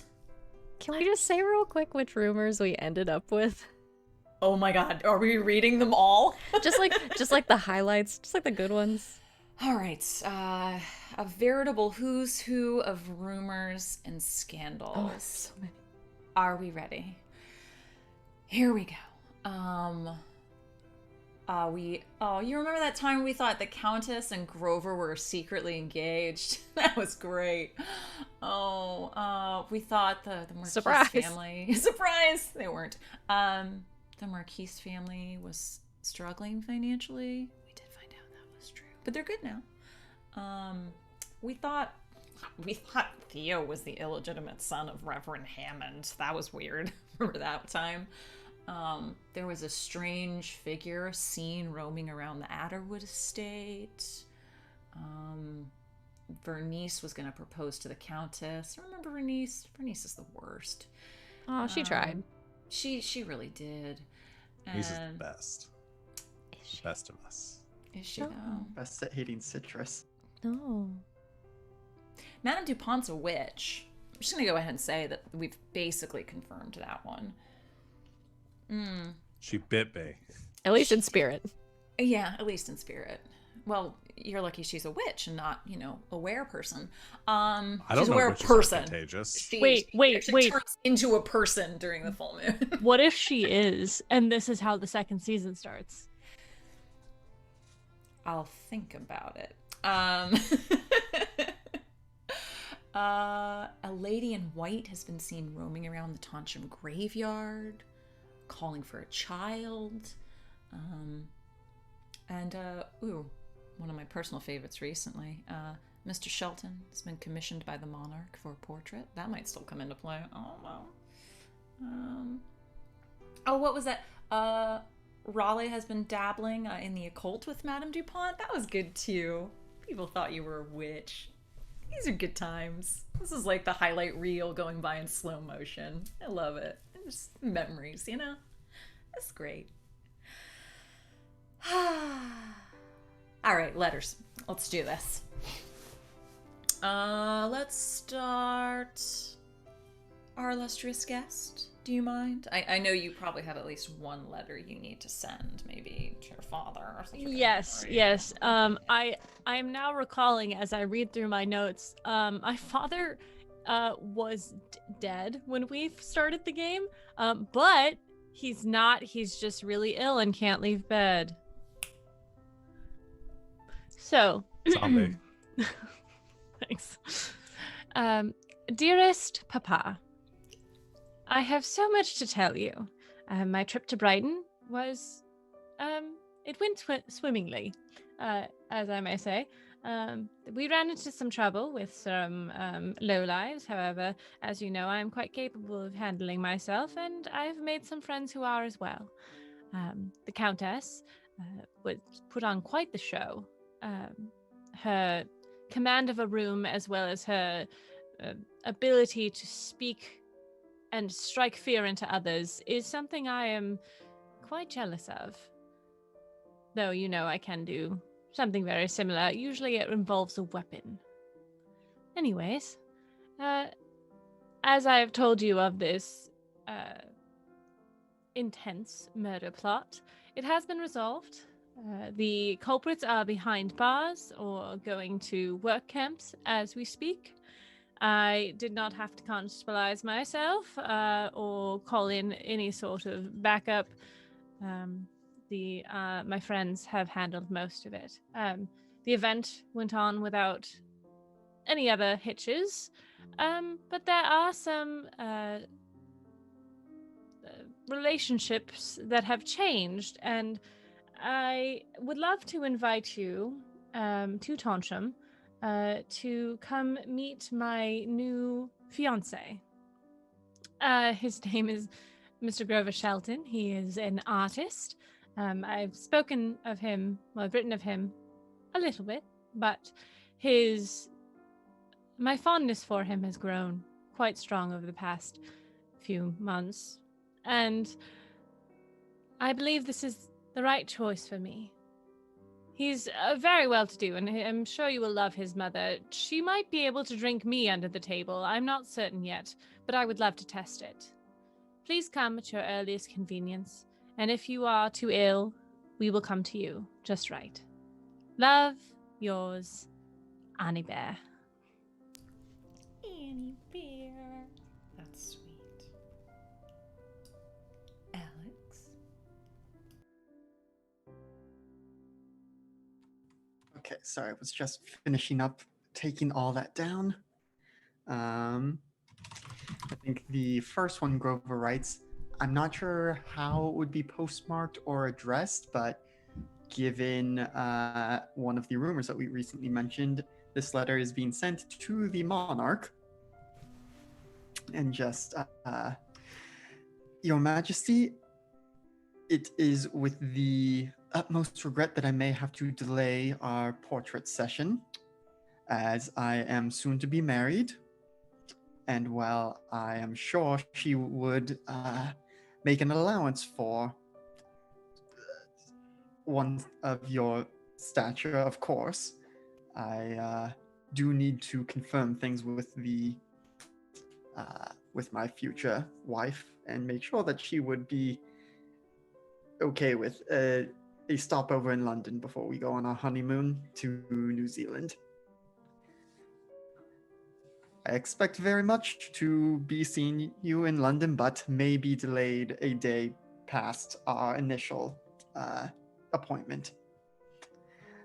With much regrets, and of course, forever in your service, Mr. Grover Shelton. Just in the background, you told the queen what? Oh, buddy. Okay. I might need you to spend one of those tags that you just got to, not piss off your monarch. Maybe beloved? Yeah, that would probably work. Yeah. Alright. Yeah, go ahead and burn that. And, you know what? The monarch just... You're buds, man. That's cool. They're super chill. Okay. You're not gonna be beheaded now. Okay, excellent. RJ? To Reverend Hammond. A lot of things have happened over the last few days. I know you're going to be busy, but I was wondering if you would officiate my wedding. I'll be waiting for your response. Sincerely, Theo Wilmont.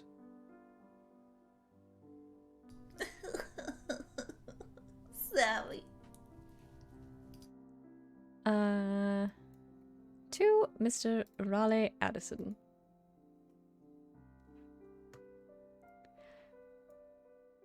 Dear Mr. Addison, I imagine you are quite busy, so forgive me if this letter comes amongst many others, I assume, full of congratulations on your engagement. It has been quite the few weeks, and a lot has happened. I was hoping you would allow me to throw an engagement brunch for you and Colonel Angus. Obviously, all expense on my end, at the Edward Estate. Invite whoever you wish. Next Sunday. The Honourable Countess Rosamund Spice.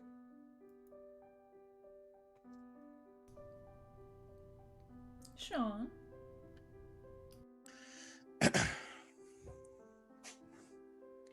Constable, you'll find attached a list of security concerns laid out by both myself and my mother, Mildred Addison. Given the events of the past week or so, it's become increasingly apparent that the security of Tonsham is not at the forefront of the people's minds. Paramount is the road leading between Tonsham and Brighton. I feel that additional patrols might be necessary to discourage banditry upon these paths. A full account of the listing of the recommendations outlined by my mother and myself are attached for your perusal. We expect your response, Raleigh Addison.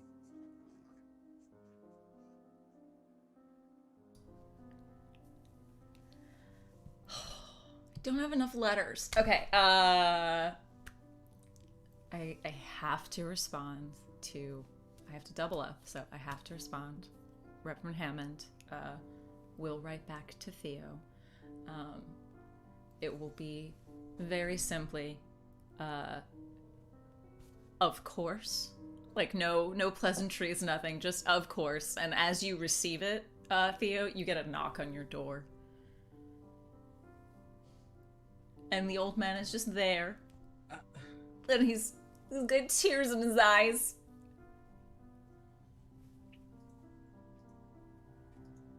He'll usher the Reverend in, give him a hug. Just give him a hug. I'm very proud of the man you've become, Theo.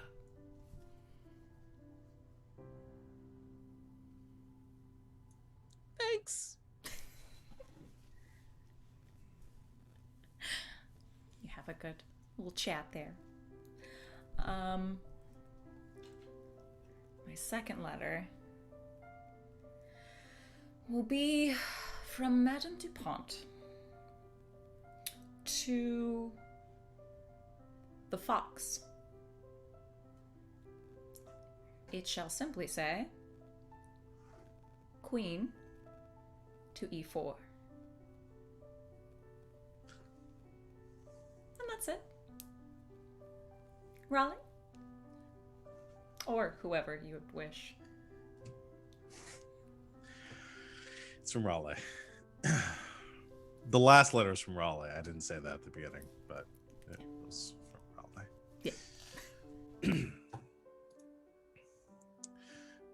Dick.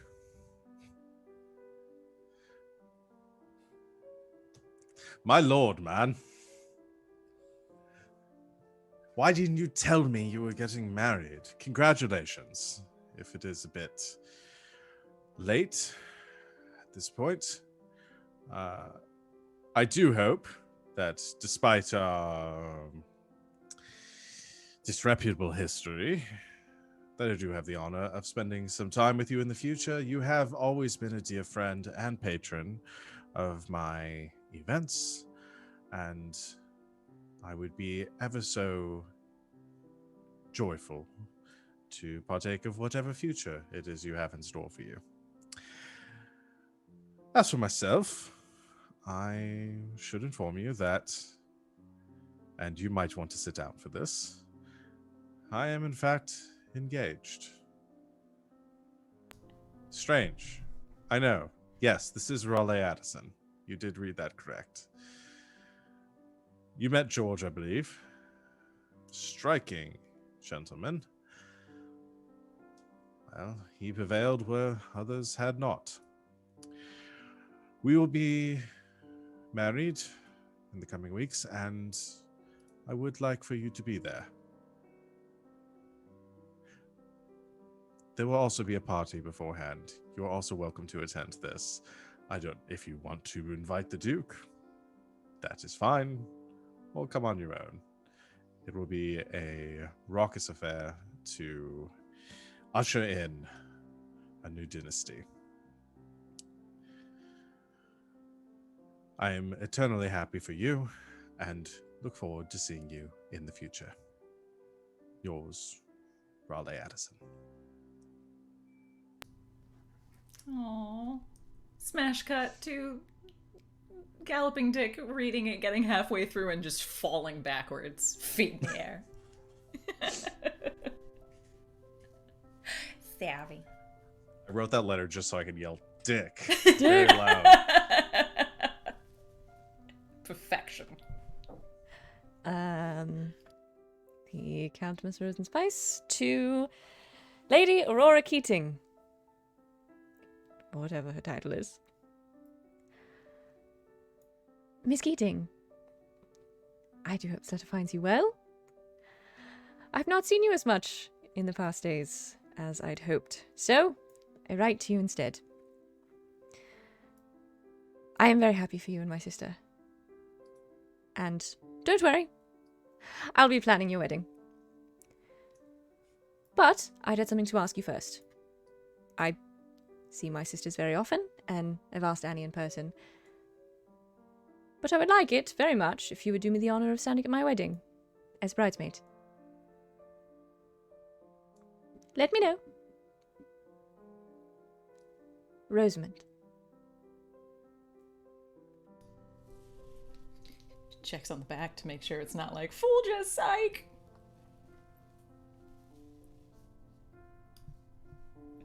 Alright, Jay.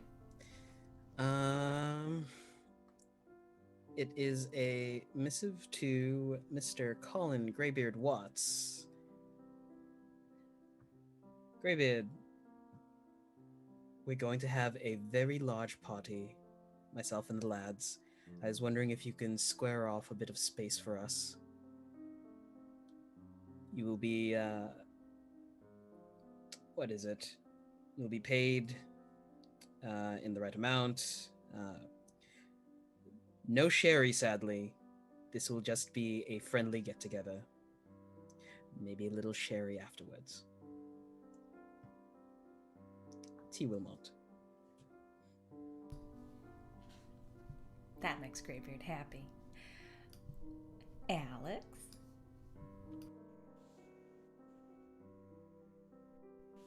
I think the only, or the most important letter that comes to mind is Grover to Erasmus Cockburn.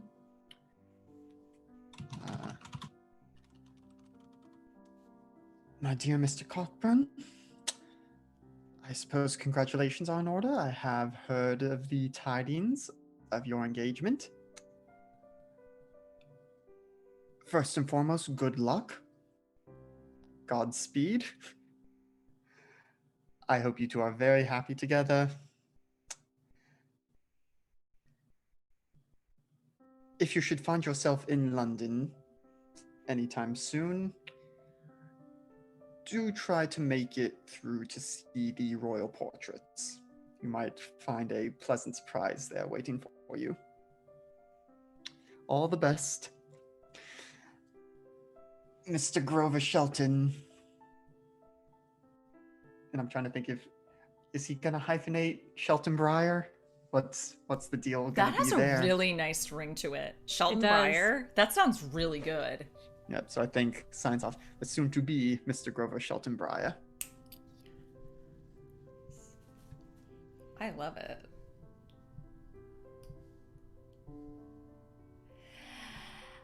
Elby. A letter from Annabelle Briar to the constable. Dear sir, I have received your letter, and I appreciate that your town could use some extra force. I know that you are alone on the dutiful watch that you keep. I have spoken to the superiors at the training base for the militia, and they will be issuing you 4 cadets per day to in a rotating manner to keep watch and keep the city of Toncham as well as the roads between Toncham and the coast patrolled. It will be good for our soldiers as well as your people. Please stop writing. Yours, Colonel Annabelle Briar. We consider the matter closed. Please stop writing us letters. I love it. Excellent. It's time.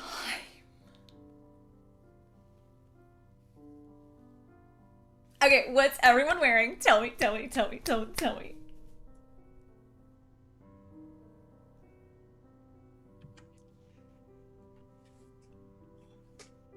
I can describe Rose's dress. Please I've had do. my dress That- made. Yes, from the finest silks that were made by my textile mills. It is a princess-style dress with a off-the-shoulders tooling. There's many different flowing layers that aren't quite as they look more flowing than they are stiff. There are roses sewn into the fabric, as well as in the neckline with lace, and the bottom is just the underneath is full lace, and it is gorgeous. It's so pretty. We'll put it in the Discord. You have to join our Discord to see the pretty dress. Mm-hmm. I love it.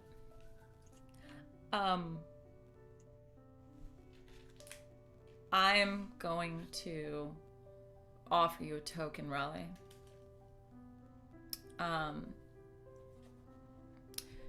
Annabelle makes wedding clothes for both you and George. And I'm going to give you a token to say that they are amazing. And they are quite possibly like exactly what you were thinking you wanted to purchase for yourself. But you probably still don't want to let her know how much you like them. I was gonna say before you started doing that somebody's gonna have to spend a token to make Raleigh not wear something that is like designer made by like somebody in the city. Just so because you ain't heard of her, yes. don't mean she ain't a designer. But that's the thing. It's the name means like 90% of it. She's up and coming. It's boutique. Raleigh takes like there's a probably moment with Raleigh and George there where he's looking over, he's like,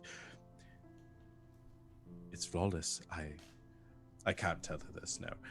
We have to tell her. Okay, we have two options. Either we need to say that if this is made by somebody else, and or we need to spend the next 3 weeks making sure that we get her name out the best we can. So, because I can't wear something that was just made at home by some... Well, considering that she is about to marry the monarch's portrait artist, fairly certain we might be able to get the word out. Yes, get the word out immediately. All right, I'll start writing letters. All right, my dear. And he just wanders off into another room and, like, doesn't write any letters. He lets you do your thing. Raleigh goes into a feverish pace trying to write letters to everyone he knows about to buy Briar. Bye, Briar. Yeah. I love it. So that when he wears this, he is not wearing some hand-me-down. Hand-me-down? She hand-made it for you. It is... Sir, I designed that specifically for your needs. It is bespoke, sir. I had it woven for you, sir. The lining is an accent color. It's never been done before. This is a Regency era. That does give me 10 tokens. Can I use my ult now? Oh no, we've never used the ult before. And Raleigh summons Cthulhu. No! I can't have Cthulhu in every game, okay? Season 2. Try telling that to Cthulhu. God damn it. Cthulhu! He just wants to sleep. Leave him alone. Kids, get off my lawn. Dang it, I knew there was a name card I forgot to make. It's Cthulhu. It's always Cthulhu. It's always Sorry, good, Cthulhu. Next time, buddy. Oh, I love it. Yes, I accept the token. If that was the question. Yay! Everyone looks fantastic. Courtesy of Colonel Briar. I'll have to keep Grover's paints away from him or anywhere. Oh, away they're gone. From the wedding Yeah. clothes. They're so gone. I've got every servant I trust has gone and taken everything from him and locked them away. Lucia herself is guarding that shit. I've got something for the wedding day then. Is that what we're doing? Did we want to act out anything about any of these engagement parties that were mentioned before we jump into this at least triple wedding? I just want If to know if everything- Raleigh accepts my brunch invitation. Is it before or after the engagement / stag party that he's throwing? I don't know. I said Sunday. Was it before then? We'll say If before. you're smart, it's before. It's before. Because Well, I don't nobody know. Am I remembers invited what- to the stag party? Nobody. Yes, everyone's invited, Yes. and nobody remembers what happened. Then it's before. It's before. Several people went missing. Grover A punched house me. burnt down. Do I a mile down the road. Do I need to write a letter to the constable? Grover, where'd you get a hand granade? What? I don't know. There's a crop Came circle. to me in a dream. I borrowed some of Annie's gunpowder. George is now a vegetarian. He doesn't know why. Have you been Yeah. working on your paintings? No, but I invented a helicopter. I needed a creative outlet. The French monarch doesn't have a helicopter. This is great. You have to tell the queen. That is the party. That's the party. Excellent. Then brunch is before. It's not that exciting, but it's probably the fanciest, most expensive brunch Raleigh's ever been to with all of his favorite food.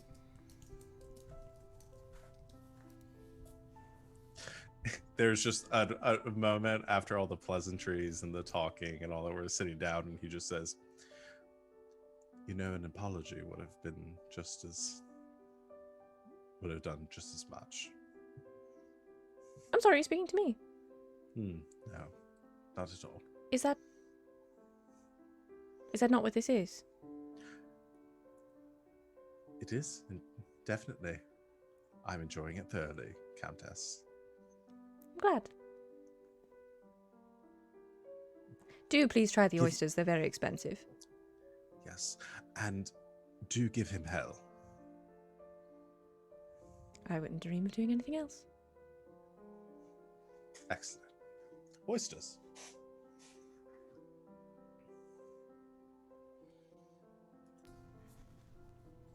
Anything else before the big day? All right. Countess, how does this day go? What's first? It starts way earlier than it has any right to.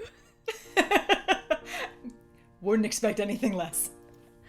The triple crown of weddings, if you will. There is a breakfast, and there is a brunch,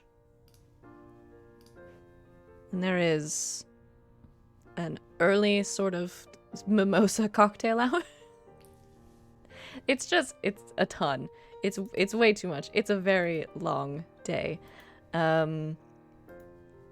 She tried not to tell Annabelle what to do for their ceremony too much.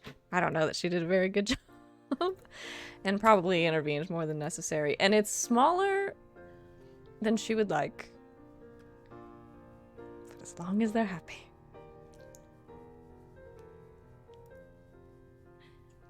I think Annabelle's father is there in his wheeled chair. And before or after she has walked down the aisle, when she is standing in front of Grover, she looks at his outfit, goes into the lapel of her. She's wearing a military jacket over a large dress.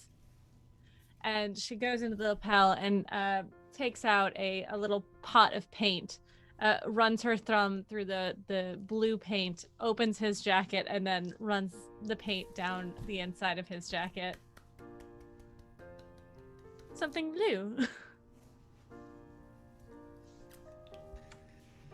Well, then I suppose, Theo, can I borrow your cravat? Takes it, puts it over. Wait, hold on. Can I borrow your cravat? In a moment, let me do this first. Puts it on Annie, does up the cravat. Something borrowed? And then starts undoing his to pass it back to Theo. Something old, and she's going to hand over her father's wedding ring. He was widowed many, many, many years ago. And something new, and motions George to come forward with a specially commissioned fancy saber. You're lucky I love you, or I would have kept it for myself. It's beautiful. I know. No one touches my cravat. George holds us, give us a squish, gives you a hug. And of course, as tradition, my wedding present to you, I have purchased an art, a wonderful place downtown for you to do your art in private, as well as furnished a spot in our new home for you to do your painting in public.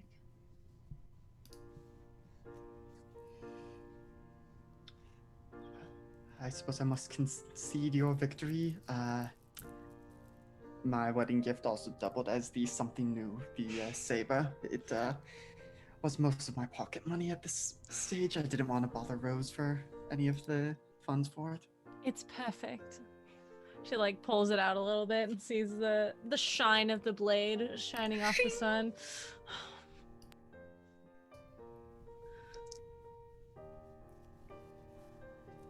I love it. Your small, more intimate, much smaller than Rose would have liked ceremony.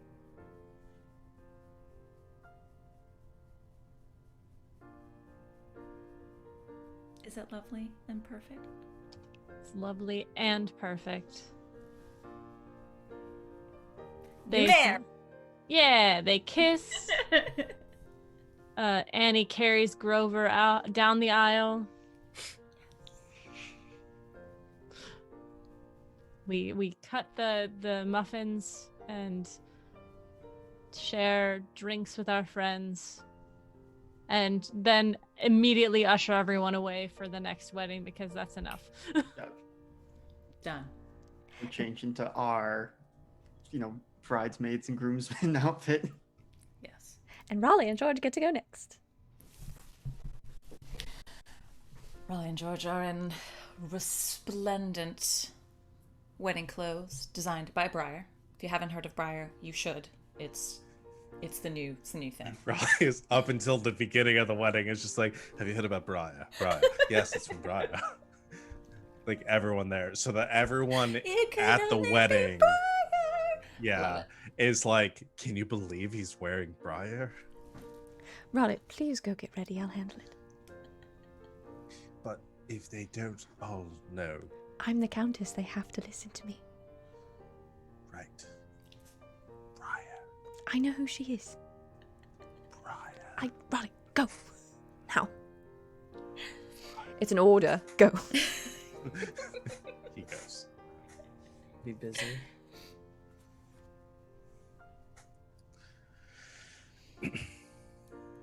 George returns your pocket watch. The one that you had nearly destroyed. It is cleaned, it is shined, and has a couple more shinies on it now. One of which is a lovely little blue gem on the back. Takes it, looks it over, says, I may actually start carrying a watch on me now. Well, technically it's old, now new, and blue. Efficient, is it not? Sort of covers everything. We need something borrowed, though. About that, let's talk about it after the wedding. I have something, just not here. All right. So, superstitions aside, I think we're covered. Fair. All right, well, straighten up. Straighten your briar.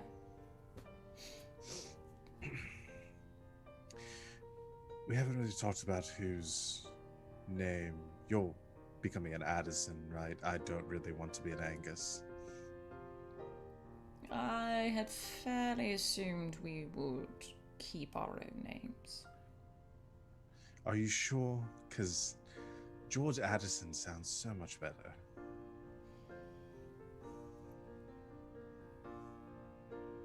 Just a Angus thought. Addison. Addison Angus. George Addison. Fine. You're right. Goes more trimmingly off the tongue. Addison it is. It does. All right. Straightens his cravat a little bit.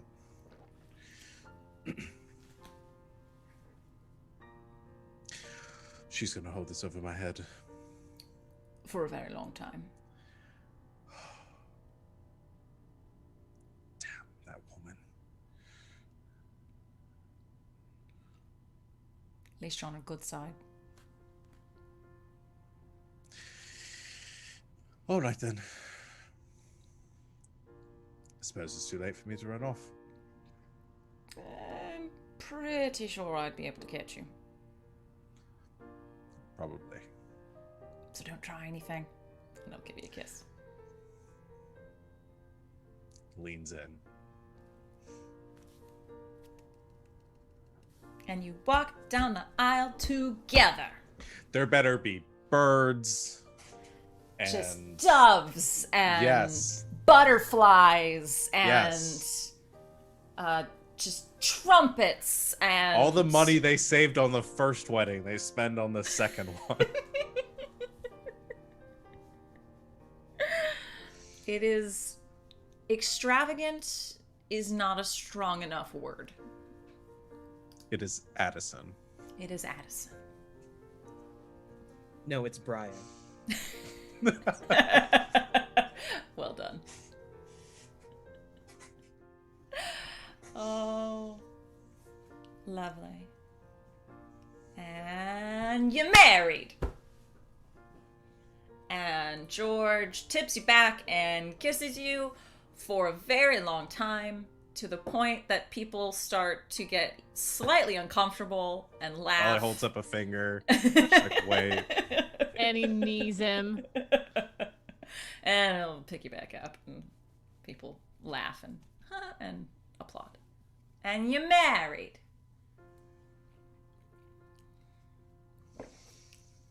And last, but certainly not least, Countess and Theo. Contrary to my father's wishes, we're going to find Theo beforehand.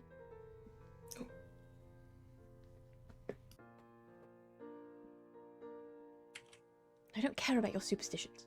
They're not real. Then what am I gonna do with this bouquet? I brought you a gift. You didn't have to. I don't have to do anything.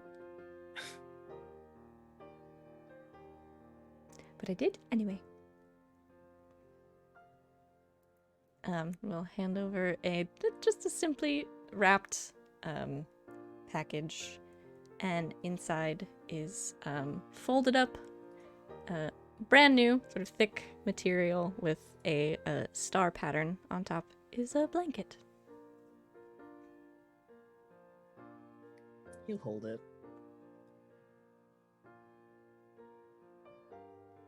I'm glad. Thank you. Animated. I thought we Don't could have to- replace the old one. It was getting a bit musty. Well, we don't have to keep it in a tree In a anymore. trunk. It's been hidden. The old one's been hidden a lot of places. Yes. He'll tuck it neatly away somewhere, and I'll hand her a bouquet of flowers. All of them. It's a combination of bluebells and blue roses that he had dyed previously. Something new, blue, and borrowed all at the same time. It's beautiful. Don't tell Annie she's missing a couple of flowers in her patch. I would never.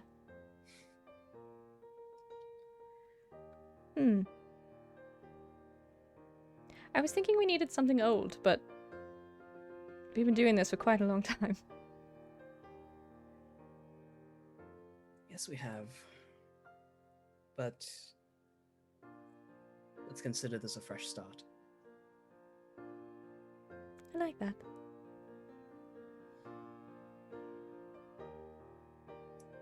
He'll give her a smooch on the cheek and then wave goodbye as he'll go to the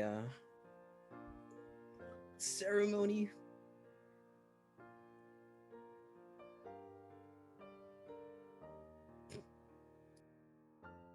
I'm a little verklempt, okay? Give me a moment. Okay.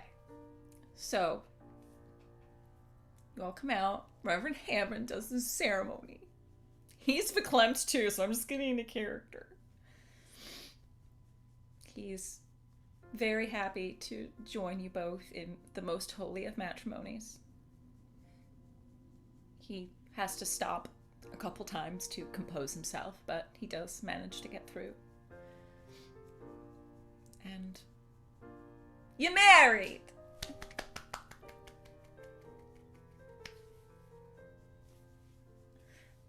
And now all that's left to do is party! Woot! Oh, it's a party. There's dancing, the best wines are out. There's so much lemon cake. Keith, you know what? You can eat it now, because fuck it. Just everything's citrus. Everything. Citrus! Anything fun anyone had planned for the party? I invite Grover's mom.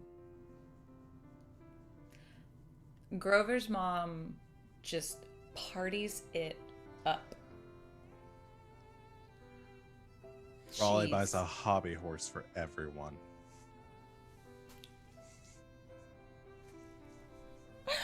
I would say by the end of the night, Galloping Dick is leading like half of the wedding guests in like a vaguely conga line like race around the event ballroom. And you know what? No one is embarrassed. Everyone is having a good time. And you know what? That's a really nice moment for Dick. He feels validated. This is a good moment for him. It's good. Everyone's a galloping dick tonight. Everyone is a Galloping Dick tonight. It's good to be the Galloping Dick sometimes. Anyway, even the Duke gets in on it. You know, he's a little further behind. He's not as used to it. He's not as fast, but he seems to be enjoying himself, and Dick is happy. I will say, much later in the evening, everyone's well into their cups. Annabelle, you are approached by a gentleman you do not recognize, but who seems to be asking people where to find you in particular, and does manage to make his way over to you. Pardon me, are you Colonel Briar? If there's anything to do with the militia tonight, I can't be. No, I no, have ma'am. the day off. Of course, ma'am, and my dearest congratulations on your wedding day.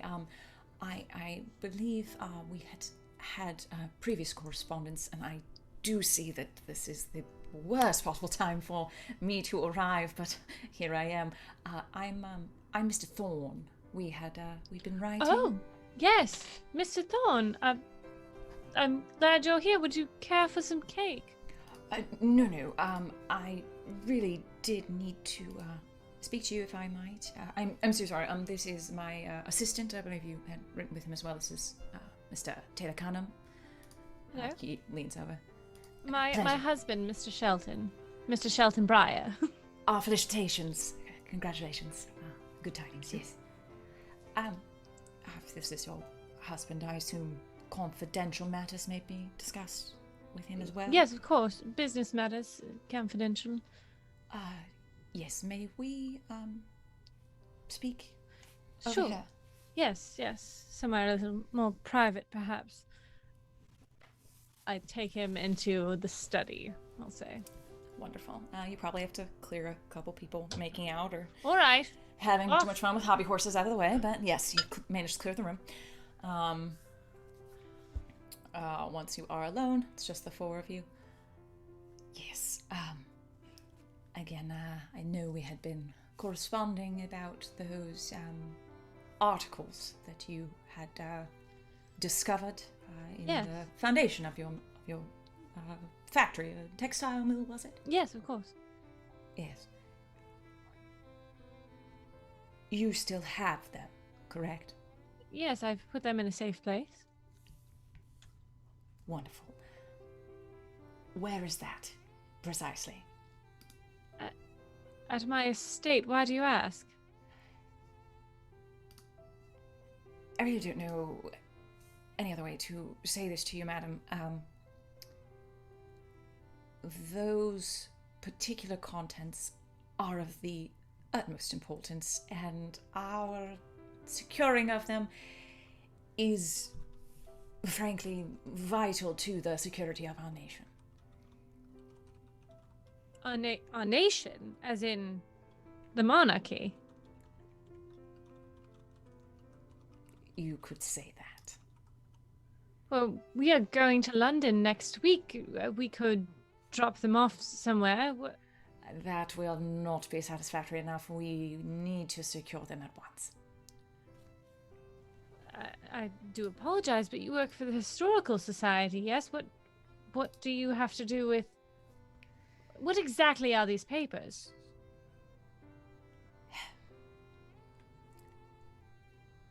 Arthur, his assistant, will turn to the door and make sure that it's locked.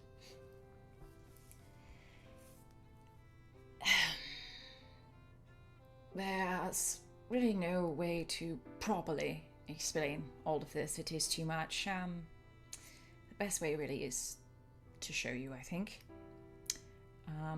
And in that moment, Mr. Thorne grows at least about 1.5 feet taller, becomes much hairier, with a vaguely ape-like face, and his assistant seems to also grow several appendages, some rather tentacle, I would say, like appendages. They don't move in any way towards you in a threatening manner, that they do change in appearance rather quickly. The Colonel mom arms Grover behind him, drawing her blade. I'm sure it was just alcohol in the refreshments. It can be was absinthe. Voice changes in no way. Like, the same voice comes from the rather tall, furry, large-footed creature in front of you. Yes, it can be a lot to take in at first, but, well, it was rather imperative that we secured this from you, so... Well, here we are. Bob's your uncle, and, well, welcome to the nation. We'll leave that conversation where that is. Anything else for the party, friends? I fucking promised you Bigfoot and tentacles, and I provided. Did I not? I did. Theo sneaks Rose away, puts the blanket on the ground, and sits down, pats next to him. You really expect me to sit in this thing? Oh, right, sorry, the bustle. Oh. I help her down. I don't know if I can get back up. Now, you're stuck here now. Oh dear.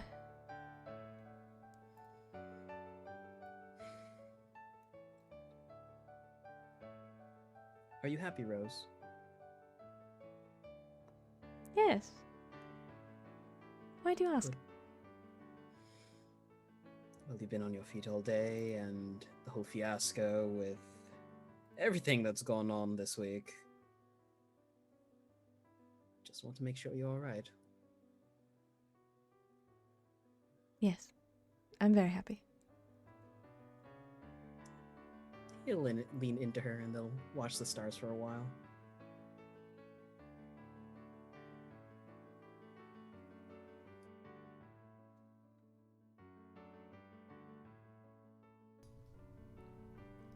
George will get drunker and drunker and pester Raleigh.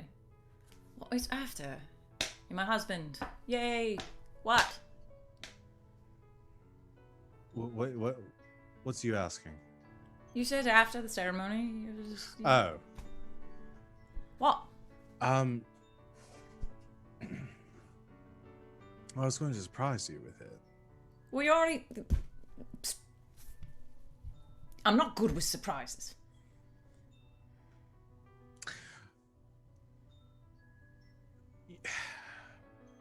How do you feel about the city? It's fine. Has its uses, its purposes. Why? My family, my mother specifically, owns a place there. Well, I didn't want to be around her during the first, years of our being together, and I may have convinced her to let us stay there for a while. Are you asking me to extensively honeymoon in town? Yes. We could have just said that. Well, I wanted it to be dramatic. He kisses you. I'll go wherever you go. Oh, good. Someone has to make sure you're dressing properly. He puts hands on the side of George's face and says, "You're too good for Tonsham anyway." I rather liked it that way, so I knew my place. Above everyone. You'll be above all of them there too. I promise you. I'm afraid you are slightly biased, Mr. Edison. He kisses George back. Yay! Anything else, friends?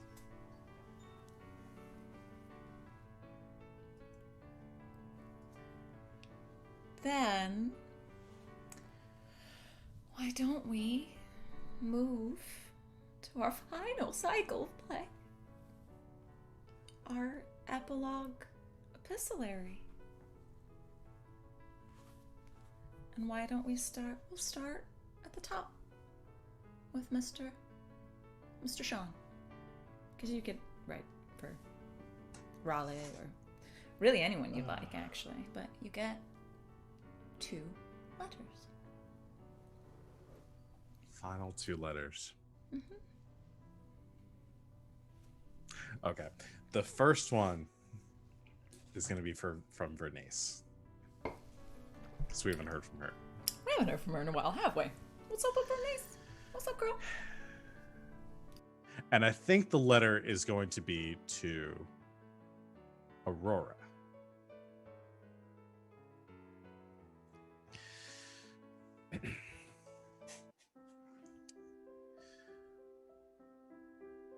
Dear sister,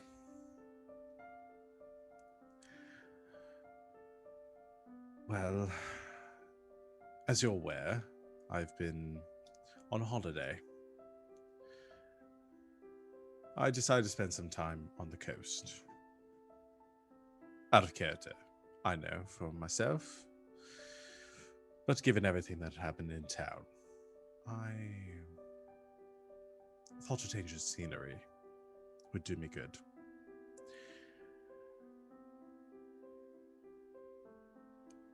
I've met someone, a painter, who has caught my attention. I know, it's strange that I would be taken in by such frivolity, but he's a stern man with a stern disposition. Matching my own, you might say. And an equal distaste for citrus. I'm afraid I might be gone for a mite longer than I originally anticipated. You can tell our parents that I have been detained indefinitely in Brighton. I'll write to you with further developments, but I think this might be the start of something. Yours, Vernice Keating.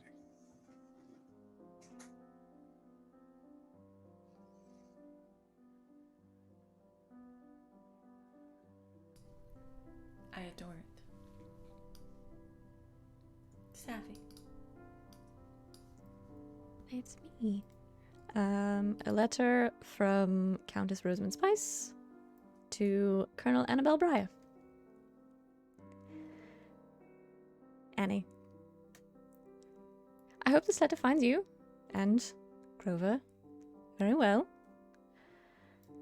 I realize I've thanked you many times over, but nothing makes things official like a letter. My life would truly not be the same without you in it. I love Theo for many reasons, but I would be lying if I tried to say introducing you into my life wasn't one of my favorites. You are so very dear to me, and I hope you consider yourself a permanent fixture in Tonsham, especially at the Adderwood estate. Unfortunately, this letter is also a bit of business. I am taking over my father's duties, slowly but surely, so any business you previously had with him, you now have with me. I look forward to many meetings over brunch. See you soon. Rose. Yay. RJ. So this is our epilogue epistolaries, correct? Correct. So you are wrapping it up. A letter to Mr. Grover Shelton from Erasmus Cockburn. Mr. Shelton, I have found my way to Her Majesty's estate, and I have noticed quite a few watermarks that bear your name. Loath am I to say it, but they seem adequate at best.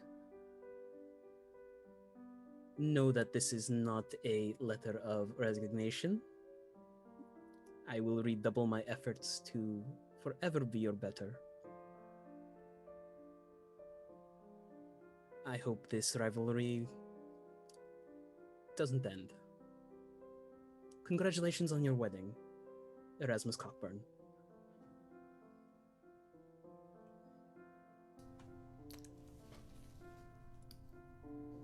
Alex.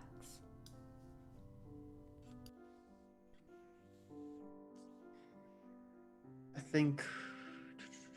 think this one's going to be Erasmus getting a letter, but it is postmarked from half a world away from New Zealand.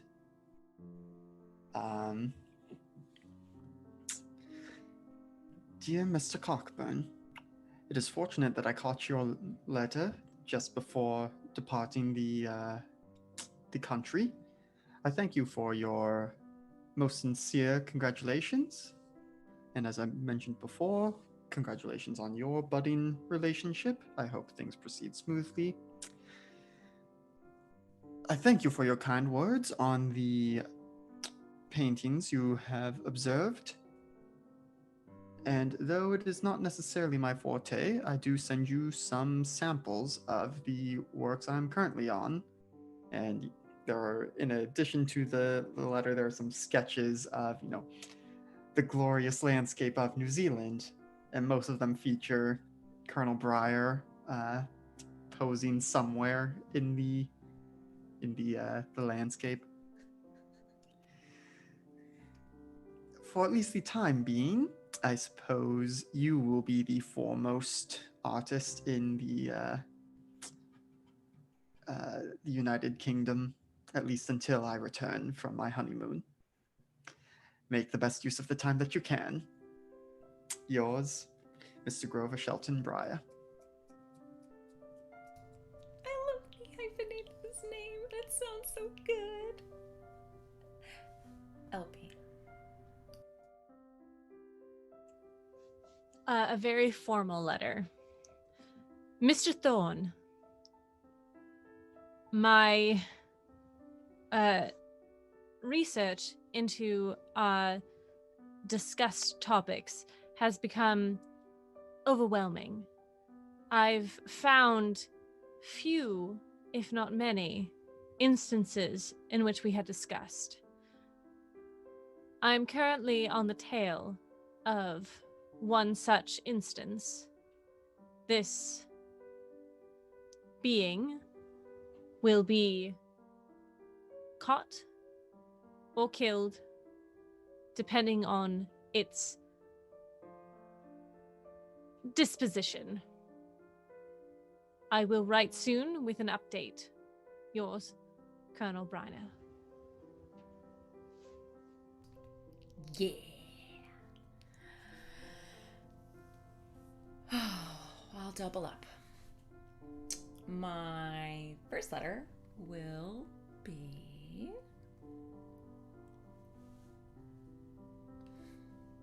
Do you want to hear the epilogue for Aurora and Amelia from Amelia or Aurora? Amelia. Cast choice. My vote's for Amelia. Aurora. Ooh, I want Amelia. Amelia, horse girl. Ah, Maybe there's a PS from Aurora. I literally cannot choose. So I'm going to go Amelia because I do have one more thing I have to do. Okay. So. This is Amelia to her darling sister. Soon to be Marquis Rosamund Spice. But still the Countess for now. My dearest Rose, I am so glad to hear that everything is going so well with you and Theo. Me and Aurora are enjoying our travels so much. I've ridden 15 different horses now. Can you imagine? It's been such a whirlwind. We're even thinking of going over to Asia. I hear they have different horses there as well. Aurora is truly my perfect companion. We ride, we talk, we travel. Things have been so lovely. It was a bit of a surprise for her that I am the undefeated champion of the fighting pits below Greybeard's Tavern. But after I showed her a thing or two, she did understand why I hold that title. We were actually able to win a little bit more spending money as we traveled through parts of Prague for this purpose. It was lovely. Please give Theo all of our love. Aurora says to tell Raleigh she knows about that one thing and that he will know what that means. I'm not sure, I'm just passing along the message. And, of course, all my love to you, my dearest sister. Love, Mimi. I said I would admit it at the very end, and I did. She's the undisputed champion. the For all of you exact that the exact same scene of Galloping Dick with Rose just falling out of a chair. Perfect. What? Excuse me, what? Yeah. What? Oh yeah. It was her. She was in a mask. And my second letter will be from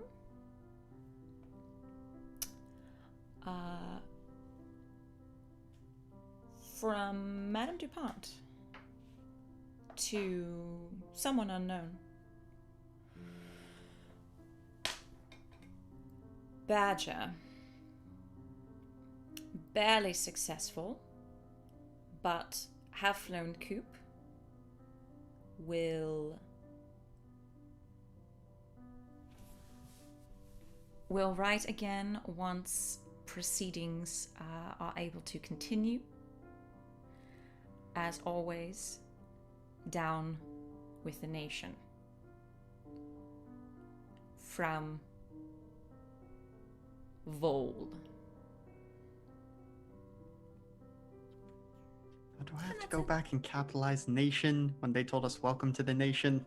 Maybe.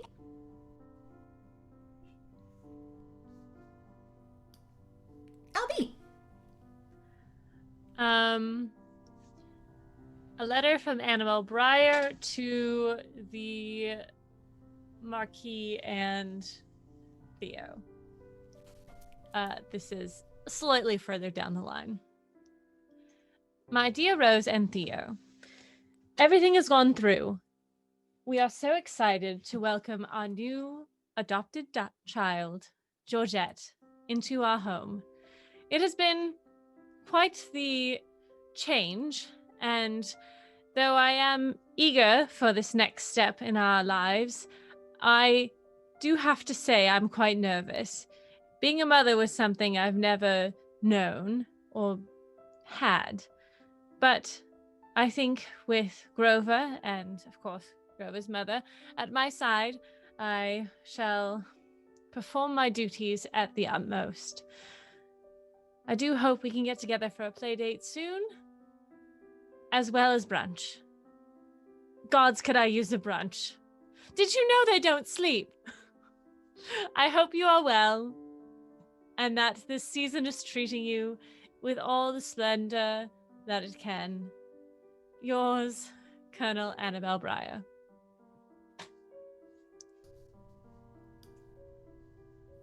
Alex. All right. Also to, Rose and Theo, and also Raleigh gets included as well because he's been in some of these communications. And this is, probably a few months after that first letter. We, my dear friends, we have mostly settled into life with Georgette, and she, of course, has been the greatest blessing that we could have had.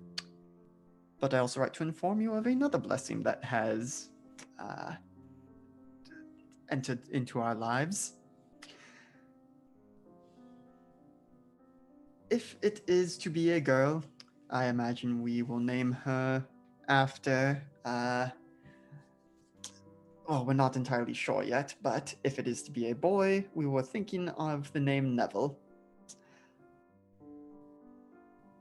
Please, gods, have mercy on us when we have two young children running about. And we hope that you forgive us for any lapses in our social engagements that we might have. But also, we would love to see you literally whenever. Your friends, Grover and Annabelle, Shelton Breyer.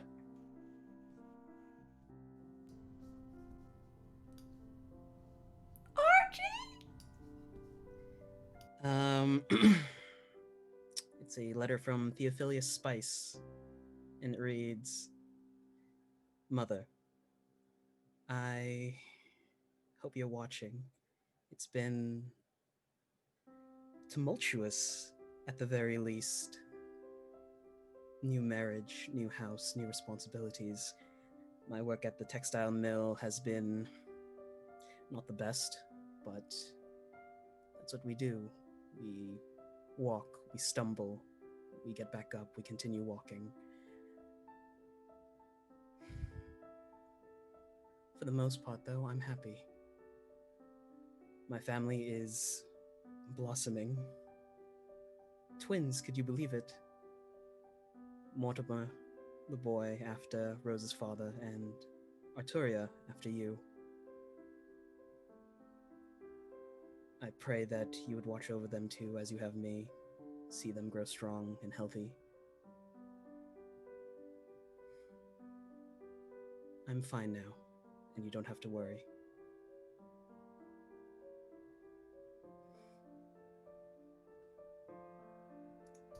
Stop making me cry, RJ. Sammy. Yeah. A while later, Rose doesn't address it, but Theo gets a letter in a nice envelope, wax sealed. Doesn't say who it's from, and inside is a very old letter, an old parchment, dated several years ago, close to the date of their wedding, several years ago, in a younger, messier hand of a young Countess Rosamund Spice. She is sent to him, and it says, Dearest Theo, it's only been since yesterday that I saw you, and yet I miss you so dearly I could cry. I write this letter not to send it tonight, but to save it, to give to you should you make good on your promise to marry me. I'm sure you'll think I'm silly, but I'm doing it all the same. Know that on our wedding day, this is what I will be thinking, though I may not have the courage to say it aloud. Theo, you are my moon and my stars, and the sun in my sky. When we are together, I am whole, and when we are apart, I long every moment for us to be together again. No matter the cost, whatever we had to do to ensure we would be together this day, to be together forever, it will have been worth it. I know it with everything I am. I love you, Theo. Meet me under the stars again soon? Rose. You're gonna make me ugly cry on stream. Theo was reading this letter as he was walking down the hall and kind of pokes his head into the room where Rose is in, walks over to her and just leans, "You're silly," and kisses her.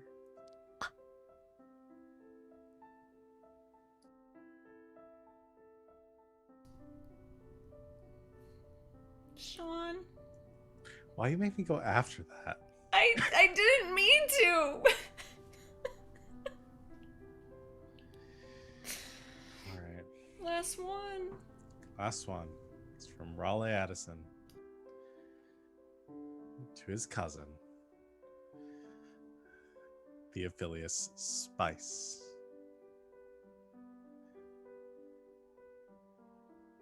Dear cousin, fuck you. And enclosed is the proper documentation that any funds that were transferred to Raleigh as part of their agreement when taking over the Hammer estate are transferred back to Theo, as Raleigh has taken up residence in town with George and has been recommended as a barrister and has decided to work for a living.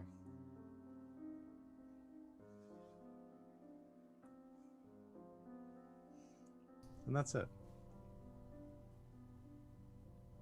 And that might be the biggest bomb dropped tonight. And that is where we'll close the book on our lovely story, friends. We made a story. It was really good. It had some genre bending, I'll admit, but it was still really good. So, for like season 2, we gotta play the kids now. Oh, there's enough. There are enough. There's definitely enough. Oh, I'm sure.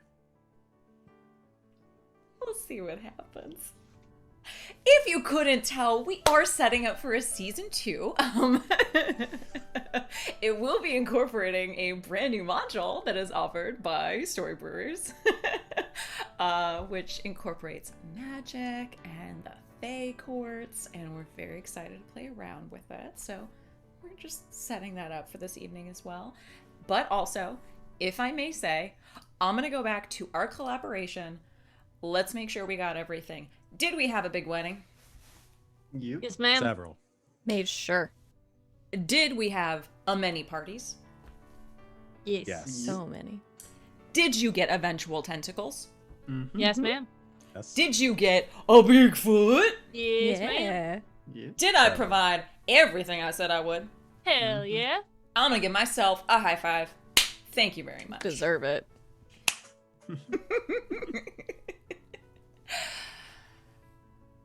I love all of you very much. Thank you, Savvy. Thank you, Savvy. Thank you, Seth.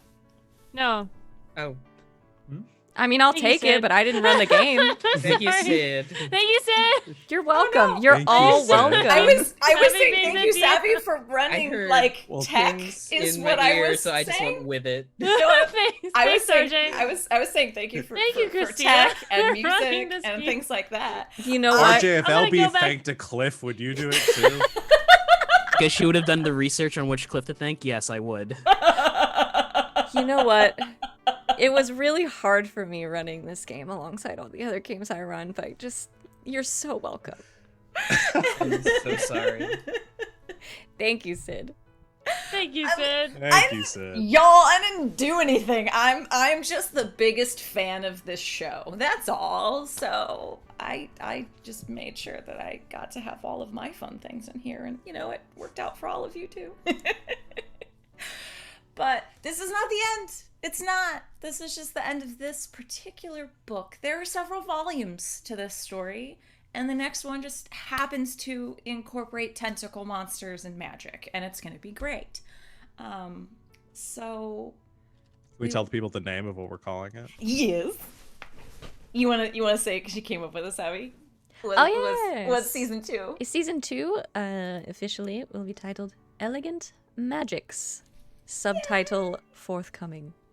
Indeed. We will, of course, be having our session 0 of that. But I think there had been talk of perhaps a little palate cleanser in between in 2 weeks of a lovely little one-page RPG just for funsies. We might throw that in 2 weeks. But then after that, we will have our session 0 for season 2. And keep an eye out on Twitter, because that's where all of our teasers are going to be. Oh, yeah. Thank all of you so much. Those of you coming in who have no fucking idea what's going on. Thank you boy. for coming on this ride with us. I know you're confused, but I appreciate you just rolling with it. Much obliged. I hope you had fun anyway. For everyone that's been here since the beginning, yay.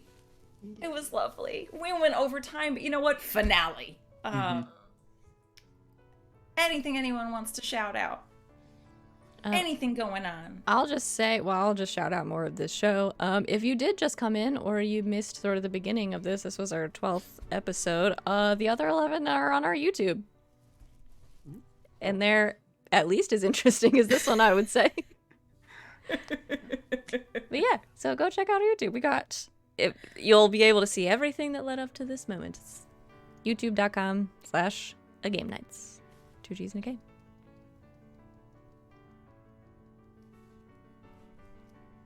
Anything else, friends?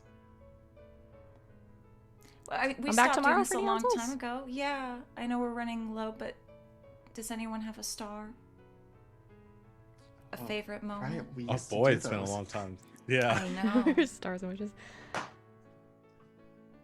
I think you're all stars. Yeah. Yeah. Yeah. Well, Yeah, I'm gonna give a sorry. star to Annabelle bullying Raleigh. To Raleigh putting up with Annabelle's No. bullying. No, he needs to be bullied a little bit. To Annabelle punching Madame DuPont in the face. Hell yeah. That's all I wanted. To this Grover. random fortune teller that came in because of a random party we decided to do, becoming the big bad of this whole thing. That's my star. To Madame DuPont. To Grover for setting the Pharaoh house on fire. Theo and Rose for true love. Winning out. You're gonna edit out in post. We'll edit out my ugly crying, right? Oh yeah, don't. Yeah. I'm already retouching it as we All speak. right, cool. Thank Just you. put up a cat emoji. Yeah, please, just over my face. I much obliged.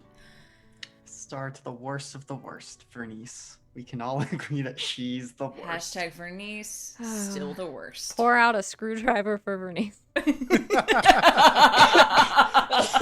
I will never create a character as hated as I Bernice. killed RJ. She is the worst. She killed RJ. God damn it, Vernice. I'll give us one more star from me. I'm sure I can think of a million, but a star for the Discord message that Sid sent me a few weeks ago, after which we created what might be the most wild conspiracy of all time. Yeah, we did that in like 4 hours, guys. It was Yeah, like just stars before to the Sid. game. Like, Stars to Sid. Sid. yeah.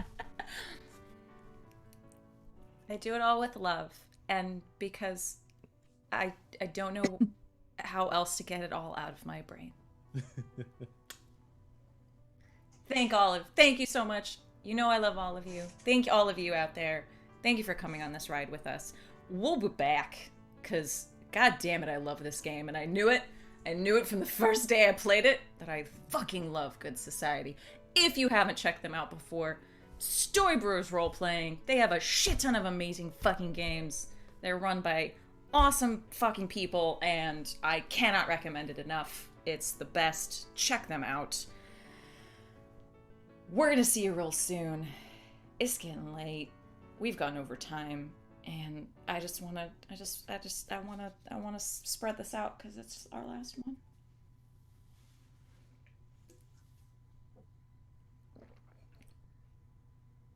Cheers. Cheers! Cheers. The elegant suffering. To elegant suffering, everyone. And with that, we will say goodnight for the evening. Thank you so much again, everyone. Thank you to you out there. Thank you to all of you, to you, and you, and you, and you, and you, and me. And until next time, a good game, and good night, Internet.